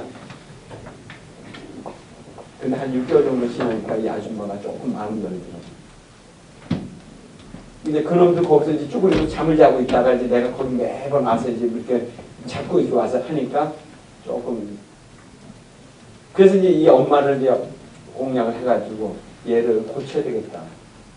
그 당시에 그 안양의 개요병원이라고 하는 병원이 우리나라에서 본드로 매스컴에서 제가 텔레비에서 딱 봤어요. 진 무슨 박사가 딱 나오는데 그 사람이 우리나라의 권위자더라고. 그래서 이 사람이다. 딱 저는 찍고 얘를 데리고 그리로 가야 되겠다. 해가지고서 이제 그 병원에다 연결하는 가서 이제 이 애를 이제 계속 작업을 한 거예요. 엄마를. 그래가지고 이제 엄마를 동원해서 결국 얘를 이제 끌고서 갔어요. 저는 이제 입원을 시키려고 왔어요. 그랬더니 얘가 그러더라고요. 본드를 많이 푼 애들은 입이 이렇게 좀 틀어져 있어요. 마비가 와가지고. 자기는 입원 안 하고 고치고 싶다고 계속 그러더라고 저보고. 아직도 어린애잖아요. 81년생인가 그런 2년생이었는데 아주 어린애잖아요. 그래? 그럼 내가 데리고 다니지. 그래가지고 봉고차로 계속 일주일에 2번씩 오고 가고 하면서 그래가지고 이 아이가 한 6개월 동안 같이 다니면서 관계도 좋아지고 이놈이 얼마나 우리를 골탕 거였냐. 공중 화장실이 있는데 공방이 이제 그 아침에 일찍 안 열리니까 거기 공방 한가운데 방 한가운데서 똥을 싸고 가는 거예요. 그리고 그 냉장고 안에 있는 거 막 다 엉망진창을 하는 거예요. 그러니까 사실 인간적으로 보면 이놈 상대하기가 아주 질이 나쁜 놈이라고 생각해서 상대하고 싶지 않은데 근데 이놈을 잡아야 되니까 그래가지고 결국 걔를 딱 그렇게 한 6개월 동안 해가지고 얘가 결국 끝났어요. 이게 본드가. 본드면 1호인데 007이 아니고 본드면 1호인데 끝났어요. 그러니까 얘 밑에 있는 아류들이 이제 얘 말에 의해서 움직이기 시작합니다. 그러니까 자연스럽게 청소년 쉼터를 그 미림역이라고 하는 그 앞에다가 건물을 얻어가지고 거기서 너희들은 집에 가봐야 어차피 환영도 못 받고 집도 없으니까 너희 여기서 살고 여기서 같이 지내자. 이래가지고 거기서 청소년 쉼터를 시작했어요. 지금은 이제 뭐 30몇 살인가 32살인가 이렇게 되는데 한 4년 전인가 갑자기 여자를 데리고 온 거예요. 그래서 자기 임신시켰는데 결혼식을 시켜달라는 거예요. 그래가지고 결혼식을 시켜줬어요. 제가 이제 교인들하고 같이 가서 결혼식장 자기가 다 잡아놨다는 거예요. 그래가지고 결혼을 해가지고 아직도 저하고 줄다리기 하고 있어요. 아직도 끝나지 않는 그런 내일 또 오겠다는 거예요. 자기 집이 이제 이혼하겠다고 이제 했는데 그래가지고 자기가 한동안 연락 못했다는 거예요. 이게 부인하고 이렇게 돼가지고 애는 둘이나 낳았는데 그래서 오라고 했지. 내일 내가 오늘은 시간이 없고 내일 오면 만날 수 있어요. 그런데 그런 일들을 이렇게 하다가 보니까 결국 뭐 지금 이제 어떤 복지적인 차원에서의 어떤 그런 일들을 물건으로 하다 보니까 결국 수많은 어떻게 보면 이게 고구마 캐면은 고구마 하나만 캐지는 거 아니잖아요. 여러 개 같이 올라오죠. 문제들이 같이 올라오고 또 문제들만 올라오는 것이 아니라 사람들이 생각이 신양교 목사는 애들에게 관심도 많고 또 어려운 사람들 많이 도와주네. 할머니들은 자기들은 교회 안 나가시면서 제가 할머니 쉼터 얘기는 안 했나 시간이 예? 그 산동네에 이렇게 아까 그 노인정 같은데 돈 내고 가야 되는데 돈 못 내니까 할머니들이 우두건이 노인정 앞에서 쭈그리고 있는 거예요. 들어오려는 사람이 없으니까 돈 안 냈으니까 못 들어가는 거거든요.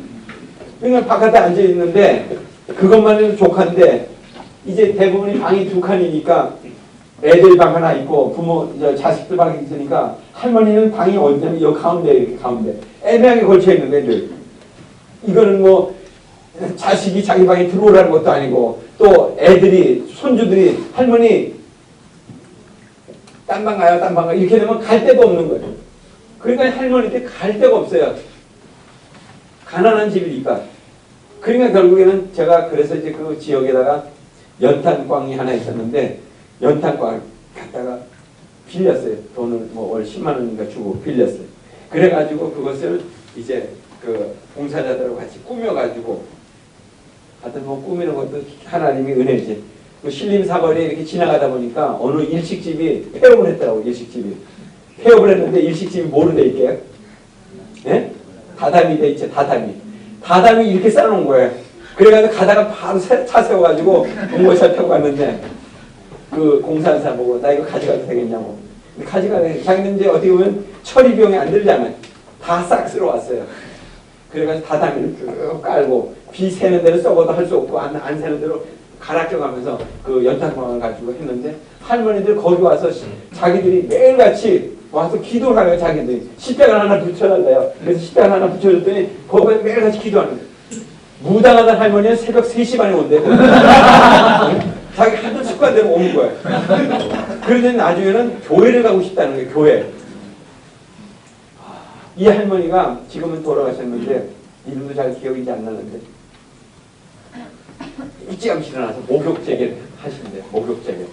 목욕제기하고 본인이 갖고 있는 한복을 딱 입고 그리고 집집마다 다니는 거예요. 새벽같이 다녀가지고 교회 가자고 사람들.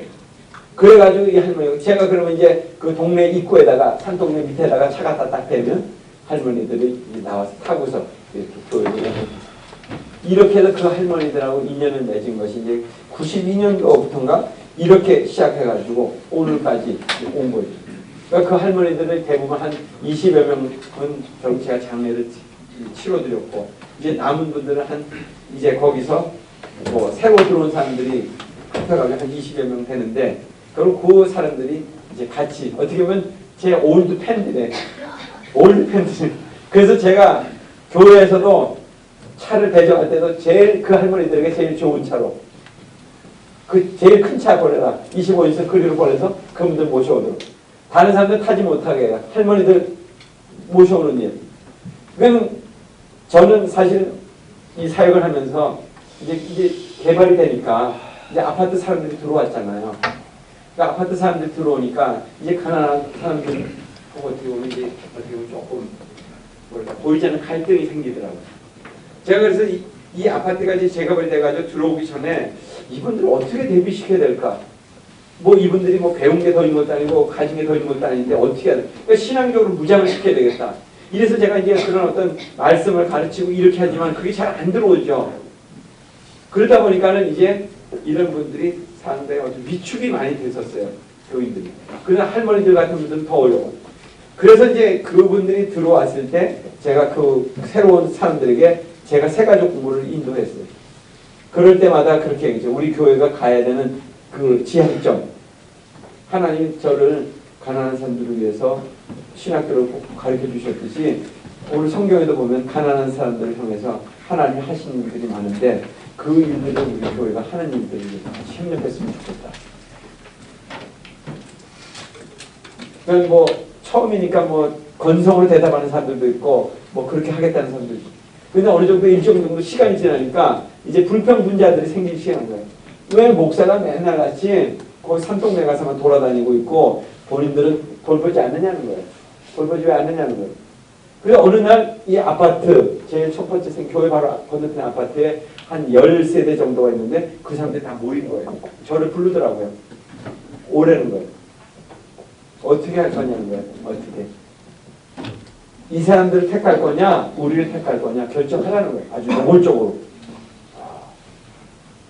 그래서 제가 호소를 했죠. 우리 같이 이 일들을 같이 도모하면 안 되겠냐. 또 하나님이 우리에게 그분들을 만나게 하시고 이런 교회 안에서 그런 사랑을 같이 나누지 않으면 어디서 이분들을 우리가 생각했는데 이 본인들은 목회의 축을 옮겨달라고 요구하더라고요.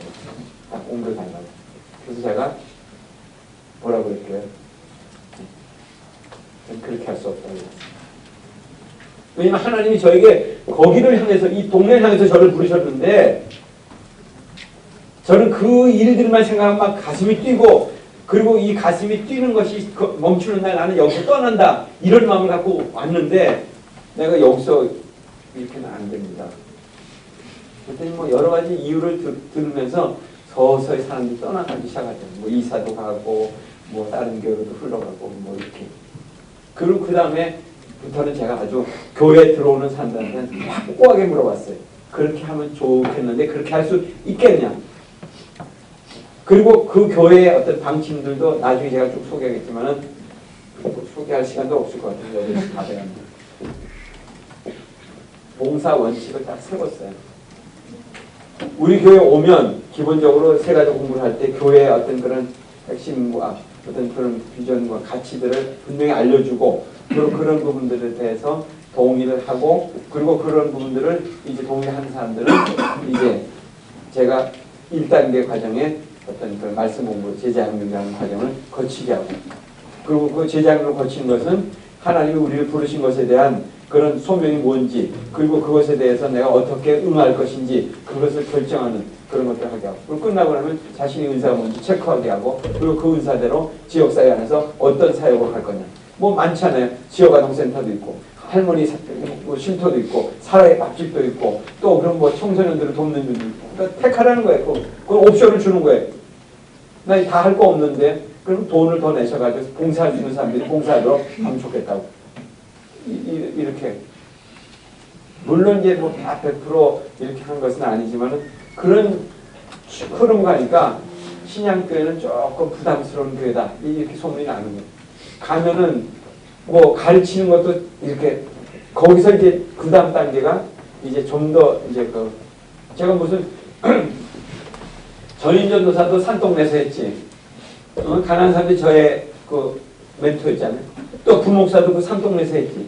그러다가 제가 95년도 1월에 이 교회 안으로 초청받아서 들어갔는데 그러니까 부목사 생활도 안 했지 전인전도사 생활도 안 했지. 그러니까 교회에서 어떻게 하는지를 사실은 제가 잘 몰라요. 모르는 거예요. 물론 이제 친구들을 통해서 듣고 뭐 이렇게 여러 가지를 얻지만은 그런 부분들이 또 제가 마음속에 별로 이렇게 뭐랄까 그 탐탁하게 여겨지지 않았어요. 왜냐하면 기성교회 스타일로 갈 수는 없다 이런 생각이 딱 들었기 때문에. 그래서 제가 이 부분에 대해서 좀 더 이 지역과 접목되게 또 그리고 제가 그냥 창의적으로 그렇게 한번 시도하면 좋겠다 이런 마음이 들었거든요. 그러다 보니까 이제 결국 이것저것 다 갖다 이제 막 끄집어 대가지고 내용은 이제 제가 좀 조정을 해가지고 한 것이 결국 제자 양육을 하고 그 다음에 제자 훈련을 하고 이렇게 하면서 기본적인 하고 그 다음에 사역에 대한 훈련은 그 분야에 따라서 또 각각 또 다르게 시키고 이렇게 하니까 이제 이 아파트 사람들은 상당히 어떻게 보면 다른 교회에서 오랫동안 믿음 생활을 해왔던 거예요. 근데 왜 다른 교회에서는 이렇게 안 했는데 왜 여기는 이렇게 자꾸 복잡하게 나가느냐는 거예요. 왜 내가 한 거를 왜 또 시키느냐는 거예요. 또 그리고 나는 이거를 안 해도 나는 이미 다른 교회 다녔는데 나는 안수집사였고 나는 뭐 장로였고 나는 뭐 권사였는데 내가 지금 또 여기서 머리 숙이고 또 배워야 되느냐. 그럼 선택을 하십시오. 여기서 같이 갈 거면 하시고 그렇지 않으면 그냥 그 자리에 계셔도 됩니다. 그래서 끝까지 안 하는 사람은 안 했어요. 그렇지만 그 안 하는 사람들은 여기서 보면 이 안에는 못 들어와요. 왜냐하면 같이 비전을 나누고 핵심 가치를 함께 그것을 실행할 수 있는 그런 결정이 안 된 사람들이니까 이 중심에 집어넣을 수 없죠. 그러니까 이제 사람들 가운데는 교인들 가운데 그런 생각을 목사가 너무 파쇼다. 너무 독재만 쓴다는 거예요. 그런데 제가 만약 이 부분을 놔주면은 와야 되거든요. 뭐 가난한 사람들을 위한 그런 사역, 그 가치 이런 부분이 다 무너지거든요. 예산을 그쪽 부분을 다 이렇게 할당을 해가지고 이렇게 배분이 균형 있게 가고 있는데 그런 부분들 다 없고 먹고 마시는 걸로 다 나가는 거예요. 그냥 우리가 돈 내는데 우리가 쓴다는데 뭐라고 그러네요. 그렇게 얘기하면 뭐라고 그러겠어요? 할 말 없어요 사실. 그런데 이 부분을 제가 끝까지 붙잡으니까 저보고 인색하다고 그러더라고요. 욕을 얻어먹으면서도 제가 포기할 수 없습니다. 그렇게 해서 결국 그런 사역을 시작했고 결국 아까 뭐 왔다 갔다 얘기하는데 청소년 사역은 결국 이제 하다가 보니까 결국 이 부분들을 이제 국가에서 이제 또 하게 되니까 국가에서는 상당히 많은 자원과 어떤 그런 인프라를 가지고 하다 보니까 아이들이 우리한테 오려고 하지 않아요. 그래가지고 뭐 한 5, 6년 정도 됐는데 그때부터 이제 전환했으니 우리가 이렇게 하면 그만둬야 되겠다. 왜냐하면 아이들이 호텔급으로 되어 있는 쉼터로 가려고 그러지 우리는 여기 완전히 어떻게 보면 합숙소 같은 데인데 그리고 공부는 뭐 훈련도 시키지 또 그리고 우리는 또 때때로 어디로 데려갔냐면 저기 강원도 화천민들이 있는 마을에 데려가가지고 거기 가가지고 완전히 야산에 풀어놓고서 작업도 하죠. 작업 뭔지 아세요? 네? 낫 같은 거 주고 여기 아카시아 있는 거 다 정리하고 그리고 이거 다 배해드리고 그리고 물론 이제 걔네들에게 거기에 따라서 자기들이 이제 바깥에 있을 때 주유소에서 돈을 뭐 5,000원씩 받았다면 5,000원씩 다 줬어요. 시간당 다 주면서 너희 마음에 수양을 해라. 잡초를 뽑으라 그러면 잡초를 뽑는 거예요. 돌을 캐내라 그러면 너희들의 마음에 돌을 캐. 그러니까 무지하게 아이들이 어떻게 보면 뭐 삼천교육 때는 아니지만 힘들게 살았지. 그런데 애들이 거기서 막 남자애들만 오게 했는데 애들이 그냥 막 자유롭게 그냥 하니까 그러니까 어떤 놈들은 여기 밥 먹을 때 힘드니까 풀 속에 다 이렇게 숨어 있다가 밥 먹으려고 소리 지르고 딱 나와서 밥 먹고 나머지 또 들어가서 다 이렇게 있다. 그런 애들도 있었고 그런 애들은 이제 용돈이 없는 거예요. 이런 애들은 이제 일하는 애들은 용돈이 나가는 거고 그렇게 하다 보니 여선생들이 이제 뭐 상담사 뭐 이런 사람들이 가면 여선생들이 울다가 오는 거예요. 애들하고 너무나 견디지 못하는.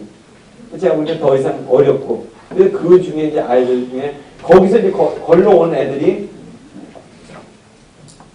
취업 훈련을 가야겠다고 하면 취업 훈련을. 그러니까 거기에 거친 애들은 원하는 대로 다 해줬어요. 돈을 다 끌어대서 뭐 공부를 하겠다 그러면 뭐 학원을 전폭적으로 다 해서 보내고 또 뭐 자기가 취업 훈련을 하겠다면 취업 훈련을 하고 막 이렇게 해서 결국 거기서 이제 뭐 몇 명만 건졌죠. 몇 명. 그리고 오래 세웠다가 뭐 하든 맨 땅에 헤딩을 하고서 그냥 결국 어떻게 보면 많은 자원을 갖다가 투자했는데 결국 몇 명은 건졌어요. 그렇지만 아직도 뭐 결론이 안 난 애들도 있고요. 또 연락이 돼가지고. 결국 그렇게 하다가 이제 지금에 와서는 결론이 어떻게 났냐면 우리가 이제 지역의 공방을 없애면서 결국 이제 구리시에 우리 공방을 하던 그 목사를 한 명을 이제 구리시에 자기가 공방하는 것이 자기의 그 어떻게 보면 소망이 되는 거예요. 46살인데 싱글이에요. 근데 자기 공방을 어떻게든 한번 독자적으로 해보고 싶다는 거예요. 그래서 이 구리시 수택동에 거기 가난한 지역이고 거기서 공방을 하나 하도록 하고 우리가 이제 지원하는 일을 하고 그리고 제가 이제 가만 보니까 한국의 이 남한의 아이들은 너무나 부유해요. 뭐 먹고 사는 문제, 자기들이 얼마든지 나가서 뭐 하면 수입을 가질 수 있는데 사실 아시아나 아프리카는 엄청나잖아요. 뭐 아프리카 갔다 오신 분들 알지만 정말 열악하잖아요. 제가 이제 그 탄자니아에 가서 한 20일 정도 있다고 왔는데 거기 가서 딱 그 학교가 있었어요. 거기 그 최재선 선교사님이라고 분을 알게 돼서 갔었는데 너무나 열악하더라고요. 어떤 일을 하면 좋겠나 이런 얘기를 같이 나누다 보니까 이 마사이 아이들 가운데서 정말 그 뭐랄까 사회 지도적으로 이렇게 발굴된 애들을 좀 지원해달라는 거예요. 그래서 그 아이들 4명을 그때부터 해가지고 지금 대학교 다니고 있어요. 걔네들 정말 그 뭐 여러분 이제 그 뭐죠? 세렝게티에 봄이 오고 있습니다. 그런 거 보시죠? 동물왕국 옛날에 보시면 거기 사자들이 어슬렁어슬렁 거리고 이렇게 다니잖아요. 그건 낭만적이지 실질적으로 가면 그 마사이들 마을은 소똥도 여기까지 차요. 여기까지. 그러니까 병균 뭐 이건 말할 것도 없고 다 병들어 있고 그리고 마을이라고 이렇게 딱 저는 참 어리석어가지고 이렇게 있고 이 바깥으로 이제 그 뭐랄까 이게 울타리가 돼 있고 여기 집들이 있고 그리고 여기에 짐승이 있어요. 그런데 여기 짐승이 여기서 보호되는데 여기에 이제 아까 소똥이나 이런 똥들이 여기까지 차게 되면 이걸 이제 버리고 딴 데로 가서 또 이렇게 거주지를 만드는 거예요. 나는 이게 각각의 집인 줄 알았어요. 마을이 형성된 건 줄 알았어요. 그런데 여기에 어떤 비밀이 숨어 있었냐면 1호집, 2호집, 3호집, 4호집, 5호집, 6호집, 7호집이. 이게 무슨 얘기인지 알아요? 예? 예?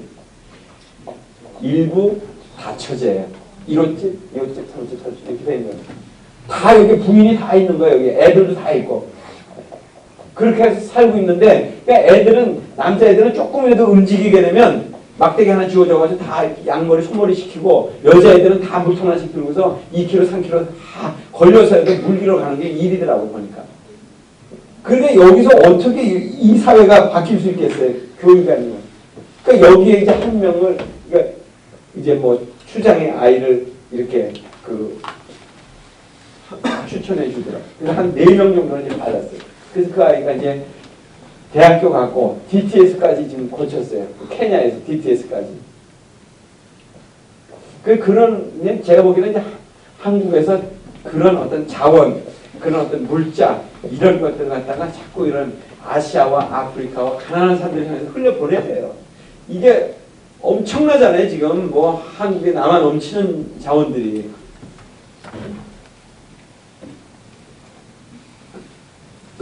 또 인도네시아도 제가 한 3번 정도 갔는데 신학교로 여기 변호사님 계시지만 그 이규대 선교사님과 그곳에 가가지고 거기 학교에 몇 차례 일이 있어서 갔었는데 가보니까 신학생들이 정말 가난한 신학생들 엄마가 할 때는 빨래 해가지고 먹고 사는지 아니면 뭐 자기 혼자 뭐 이렇게 학교 온 사람 이런 사람 8만 원 정도만 되면은 결국 신학생들이 식비와 학비와 무슨 모르는 게 다 해결이 되는 거예요. 그런 일들을 결국 하는 일들을 좀 하자. 이렇게 시작이 됐고. 그리고 또한 결국 이제 어떤 경계를 넘어서는 그런 일이에요. 여러분들에게 이제 자료가 아마 교수님이 주실 건데 거기에 다 나와 있는 거예요. 결국 이제 우리가 이렇게 하다 보니까 가난한 사람들이 누군가. 저는 계속 관점은 거기 있었어요. 가장 가난한 사람이 누군가. 가장 가난한 사람들에게 교회가 뭘 해야 될 건지 알 마음이 그거 있었는데 보니까 탈북자들이더라고요. 탈북자들이 남한을 동경해서 왔어요. 그래서 와가지고 보면 여러분 뭐 중국 대사관 앞에 가본 분 계세요? 예? 없어요? 이 시대적 지금 아픔인데 한 번씩 가보세요. 저는 한 3번 정도 가봤는데 저도 사실은 제 마음에 도전이 됐던 건 뭐였냐면 여기 장신대 명예교수로 계신 주선희 교수님이 어느 날 토요일 날 설교 준비를 하고 있는데 전화가 딱 오신 거예요. 장 목사 거기 갔다 왔어? 딱 그러시는 거예요.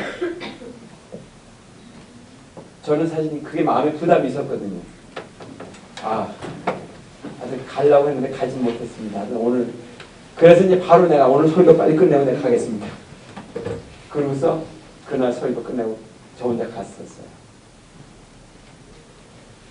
거기는 사실 탈북자 시위하는 사람들은 사실 다 유명 인사 탈북자들이에요. 나름대로 어떻게 보면 뭐랄까 공부도 좀 했고 나름대로 이제 명문가이고 무슨 탈북자로 박사학위를 1호를 받은 사람 이런 사람 나름대로 그런 사람들이 영향력이 있으니까. 그런데 사실 우리가 한 교회에서 한 3년 6개월 동안 탈북자들을 하나원에서 나오면 여성 탈북자들을 저희가 돌봤어요. 왜냐하면 그분들이 아파트를 받기 전까지 이제 가 있을 곳이 없거든요. 그러다 보니까 친구 집에 가 있고 어디 가 있고 이러다 보니까 자꾸 사고가 나고 문제가 되니까 하나원에서 그런 곳을 할 곳을 찾았는데 이제 저희를 그 한 곳을 지정을 해줘가지고 탈북자 중에 저희는 성향을 그 여성들만 우리는 받겠다. 왜냐하면 남자들 전에는 이제 처음엔 같이 했었는데 감당이 안 되더라고요.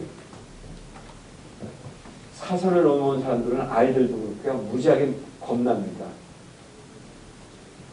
제가 이제 이 청소년 쉼터하면서 청소년들 가운데 탈북 청소년들을 이제 좀 돌봐줬으면 좋겠다 해서 탈북 청소년 학교가 있어요. 여명학교라고 하는 학교가. 거기 갔었어요. 거기 이제 목사님 두 분이 학생들 지도하는데 저보고 몇 명만 좀 어떻게 맡아가지고 좀 데리고 있다가 아이들 학교 좀 보내주면 안 되냐고 얘기하시더라고요. 그래서 죄송합니다. 그래서 몇 명만 맡기고 하고서 이제 얘기를 이제 진행하다 보니까 애들이 싸우는데 마음에 안 들면 그냥 딱 병 깨가지고 찔른다는 거예요. 말리는 목사까지 찔른다는 거예요. 그래서 제가 같이 갔던 우리 그 사역자하고 어떻게 할 수 있겠어? 그랬더니 자기 그럼 그만두겠다는 식으로 얘기하더라고요. 그래서 그냥 거기서 끝내고서 우리가 아주 나중에 기회가 오면 다시 다른 부분을 돕겠다고 거기서 빠졌는데 상당히 어떻게 보면 사선을 모은 거잖아요. 여러분 지금 탈북 북송방대가 이게 가면 바로 끝나는 거예요. 이제 그 저희가 이제 그 탈북자 사역을 하면서 할머니들 이제 보면은 몇 차례 붙잡혀 갔다 왔고 이제 젊은 여자들 붙잡혀 갔다 이렇게 하면 이미 여성들은 이미 다 어떻게 보면 성적으로 다 어떻게 보면 유린당했고요. 그리고 할머니들도 물론 중국에 오면서 그런 일들을 겪었겠지만 붙잡혀서 다시 갔을 때는 할머니들은 그래도 조금 뭐랄까 좀 나은 일을 시키는데 뭐냐면 인분 푸는 일을 시키는데 인분 똥통이 들어가서 근데 신발이 있는 게 아니에요. 종이 있죠. 종이로 자기가 이렇게 발을 이렇게 감싸가지고 그래서 똥통이 들어가서 똥을 이렇게 퍼나르는 일을 시키는 거예요. 그 수용소 같은 데서. 그리고 위에서는 이제 이 총 가지고 이렇게 지키고 있고 자기가 살아남으려고 거기서 그 똥물을 마시면서 그러면서 나왔다고 그러시더라고요. 지금 10만 명이 될지 20만 명이 될지 몰라요. 지금 중국 변방을 이렇게 돌고 있는 사람들입니다. 이거 엄청난 문제입니다. 지금 탈북자가 지금 2만 명이 됐다고 그러는데 사실 우리 2만 명도 감당 못해요. 제가 정확하게 그때 누구한테 들었는지 한 기억은 안 나는데 지금 탈북자로서 한 700명 정도는 또 이렇게 범죄 또 연루가 돼가지고 이렇게 범죄 경력이 있어가지고 감옥이라든지 이런 데 왔다 갔다 하고 있다는 거예요. 그러니까 사실 이 사람들이 적응이 안 돼가지고 그렇고 또 이 사람들 가운데 생각하는 사람들이 어떻게 생각하냐면 우리는 다시 가고 싶다는 거예요. 다시 가고 싶다는 거예요. 받아만지면 다시 가고 싶다는 거예요. 이 사람들이 그러니까 여권 받으면요 중국으로 가는 사람이 많아요. 여기서 차라리 2등 국민 대우가느니 거기 가가지고 사는 게 낫겠다는 거예요. 거기는 일단 신분이 그러니까 안전하잖아요. 여기보다는. 아니요, 여기보다는. 원래 그 탈북자 있을 때는 신분이 불안했지만 여기서 대한민국 여권이 있으니까 거기가 안전하잖아요. 이런 문제들이 계속 있는 것을 보면서 어떻게 할까. 근데 저희도 감당이 안 되더라고요. 한 3년 반 동안 하면서 보니까 계속 자기네끼리 싸우고 고소하고 고발해가지고 경찰이 오고 경찰이 해결이 안 되니까 저한테 전화 오는 거예요. 목사님 이 사람들 자꾸 뭐 물만 조금 이렇게 부어줘도 물 쏟쳤다고 고발한다고 잡아가라고 그러는데 어떻게 하면 좋습니까? 하여튼 뭐 그냥 상처가 많으니까 아픔이 많으니까 그러니까 제가 뭐 이분들을 어떻게 뭐 치유하는 어떤 그런 뭐 심리 전문가 뭐 이런 분들 안 통해요. 안 통해요. 어림도 없어요. 그딴 거 필요 없다는 거예요. 그래서 제가 작년 6월까지 하고서 이 탈북자 사역을 하되 좀 전환시켜야 되겠다. 어떻게 전환시키냐면 이제 탈북자 아이들이 오는데 그 아이들을 차라리 걔네들이 더 새싹이겠다. 걔네들 돕는 일을 하는 게 낫겠다. 왜냐면 우리는 감당이 또 안 되니까. 그래서 이제 탈북자 고아들을 위한 그런 그 그룹홈을 이제 지금 진행 중에 있어요.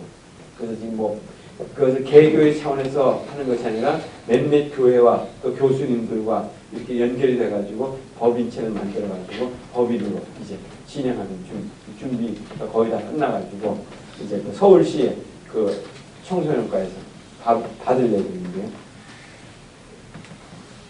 그러니까 제가 보기에는 이 한국 사회에 가난한 사람들, 제가 그냥 일견해서 보기에는 탈북자와 그 노인들인 것 같아요. 결국 이 문제가 결국 어떻게 해야 될 것이냐. 이건 결국 교회가 계속 껴안고 가야 돼. 뭐 우리 사회가 고령한 사회가 됐다. 결국 돈 있는 노인들은 뭐 질병의 문제라든가 뭐 여가 문제라든가 이런 것들이 계속 해결해 가겠지만은 갈수록 이제 빈부의 격차가 다 이렇게 심해져 가는데 이런 문제들은 결국 더 심각하게 떨어질 거예요. 사실 이제 이런 뉴타운이 딱 되면은요. 여기 있는 노인들은 어디로 가야 될지 공중 분해되는 거예요. 이분들은요. 여기서 지금 우리가 여기 지금 이 지역 안에 교회 건물이 있어요. 이거 지역사회를 위해서 쓰는 건물. 이거는 교회 재산이 아닌데 물론 교회 명의로 되어 있지만 이 집이 3층짜리 집인데 평은 30평짜리예요. 그런데 그 표준시가가 700만 원이에요. 그러면 3721 2억 1천만 원이죠. 그런데 여기에 개발이 되면 아파트가 최소 분양가가 1,300만 원이 된다는 거예요. 이것은 이 지역에 대한 어떤 재개발 때문에 뉴타운 때문에 제가 서울대 그 공대 도시공학과 교수를 초청해다 이제 그 강연을 하고 그러고서 그분과 같이 직접적으로 실제적인 얘기를 나눈 거예요. 어떻게 하면 좋겠냐. 그런데 1,300에 30평을 얻으려면 3억 9천이잖아요. 그러면 우리 같은 사람이 2억 1천만 원 집값 쳐주고 그럼 3억 9천이면 1억 8천만 원을 융자 받아야 돼요. 그러니까 결국 나는 3층짜리 집을 가지고 있었는데 결국 1층짜리 집도 갖지 못하고 결국 이사를 가야 되는데 여기서 2억 1천만 원짜리 집을 30평짜리 살려면 어디로 가야 되느냐. 대한민국에서. 그때 교수가 그러더라고요. 1,000원쯤으로 가셔야 될 것 같습니다. 1,000원쯤에. 1,000원쯤에 가시면 그 돈 가지고 거기에 맞게끔 살 수 있습니다. 그러니까 이게 지금 뉴타운 박원순 시장이 되면서 많은 어떤 전환점을 가지고 있는데 이게 쉽지 않아요. 지금 뭐 법적으로도 많은 부분들을 이렇게 하는데 교회가 이 가난한 노인들 단독 세대 이 사람들 여기서 마냥 목소리를 못 내주면 이분들은 그래서 제가 이제 지역의 그 단체들 뭐 목사들은 아니에요. 목사들은 아니고 이 지역에서 이제 운동하는 사람들이 뭐 복지를 위해서 운동하고 이런 사람들과 같이 이제 조합 같은 데 가서 방문하는 거예요. 또 구청에 가서 방문하는 거예요. 이런 사람들 문제를 이거 이렇게 어떻게 할 수 있겠느냐.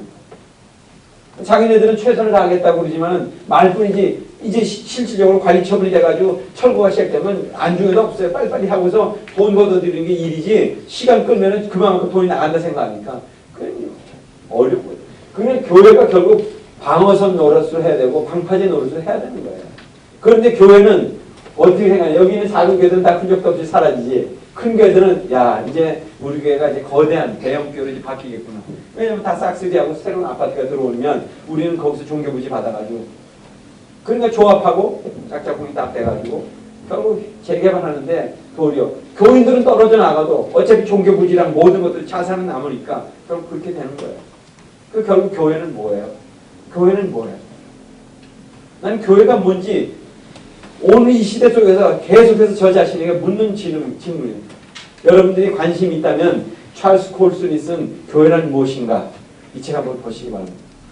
저는 그 책을 한 몇 년 전에 봤는데 그 앞부분에 그런 얘기가 나와요.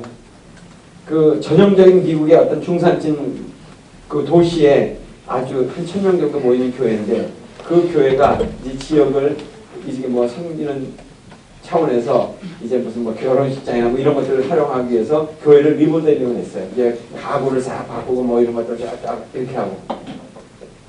그런데 그 지역에 그 지역에 속해 있는 그 교인들 일부가 이렇게 해서는 안 된다. 이 지역의 변화에 맞춰서 좀 더 구체적으로 실질적인 일을 해야 된다 해가지고 몇몇 사람들이 떨어져 나갔어요. 근데 마침 그 지역으로 성공의 그 신부가 들어오죠.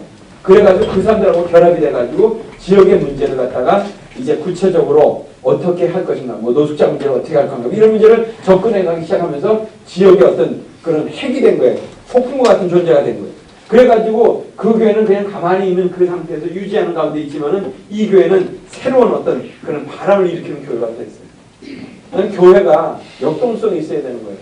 그냥 건물만 차지하고 있고 인프라만 잔뜩 구성하고서 우리 교회 정도가 돼야지 뭘 할 수 있다 이렇게 하는데 절대로 그런 거 아닙니다. 전 그리고 내내 교회에 대한 어떤 그런 그 모형을 생각을 하면서 고민을 하다가 발견한 것은 제가 2005년도인가 그 세이비어 교회라고 하는 교회를 제가 이렇게 접하게 됐어요. 사실 뭐 제가 뭐 찾다가 보니까 그 교회에 대해서 이제 보게 됐죠. 그래서 제가 그 교회에 대한 책을 이제 찾아서 읽고 이렇게 하다가 결국 우리 교회의 어떤 리더들과 같이 읽으면서 또 계속 그 부분을 이제 추적해 오는데 그 교회는 딱 두 가지 축이더라고요. 사역과 영성이에요. 영성과 사역. 그러니까 영성이 모아지고 그리고 그러니까 우리로 한다면 쉽게 표현한다면 기도해가지고 그 마음이 정말 우리가 이 지역을 위해서 또 지역의 연약한 이들을 우리가 어떻게 섬길 것인가 그런 마음이 모아지면 그렇게 모아진 사람들이 그 모아진 대로 가서 사역을 하는 거예요. 그게 사역을. 그럼 그렇게 하면서 그 사역이 이루어지는데 그 교회 150명 정도밖에 되지 않는 교회예요. 그런데 그 교회가 연간 사용하는 그 지역의 자원들을 끌어들여서 사용하는 예산은 $10,000,000예요. $10,000,000. 여러분 잘 아는 헨리 나우엔 그분도 거기를 거쳐가는 분이에요. 또 여러분이 잘 아는 미국의 환경 대통령 있죠? 엘고가 예, 그 사모와 그분들도 거기서 그런 훈련들을 거쳐간 사람들이에요. 그 결국 교회의 가치는 제가 보면 어떤 정신으로 가느냐 거기에 달려있다고 생각해요. 그러니까 결국 큰 것이 아니라 작지만은 정말 강하게 그리고 아주 확신 있게 정말 교회 본질에 충실하게 가는 것이 오늘 교회가 가는 어떤 새로운 대안이 아니겠나 이런 생각이 듭니다. 사실 제가 뭐 여러 가지 그래서 거기에 따라서 저도 목회 계획들을 여러 가지로 이렇게 많은 것들을 시도를 했어요. 그 중에 일부들을 이제 쭉 이렇게 했는데 이제 뭐 끝나는 시간이라고 하니까 나중에 질문이 있으면 더 제가 답하도록 하겠고요. 어떤 오늘 두서없는 얘기 또 뭐 어떻게 보면 왔다 갔다 하는 얘기 그런 얘기였지만 하여튼 여러분 들어주셔서 감사를 드립니다. 예, 감사합니다.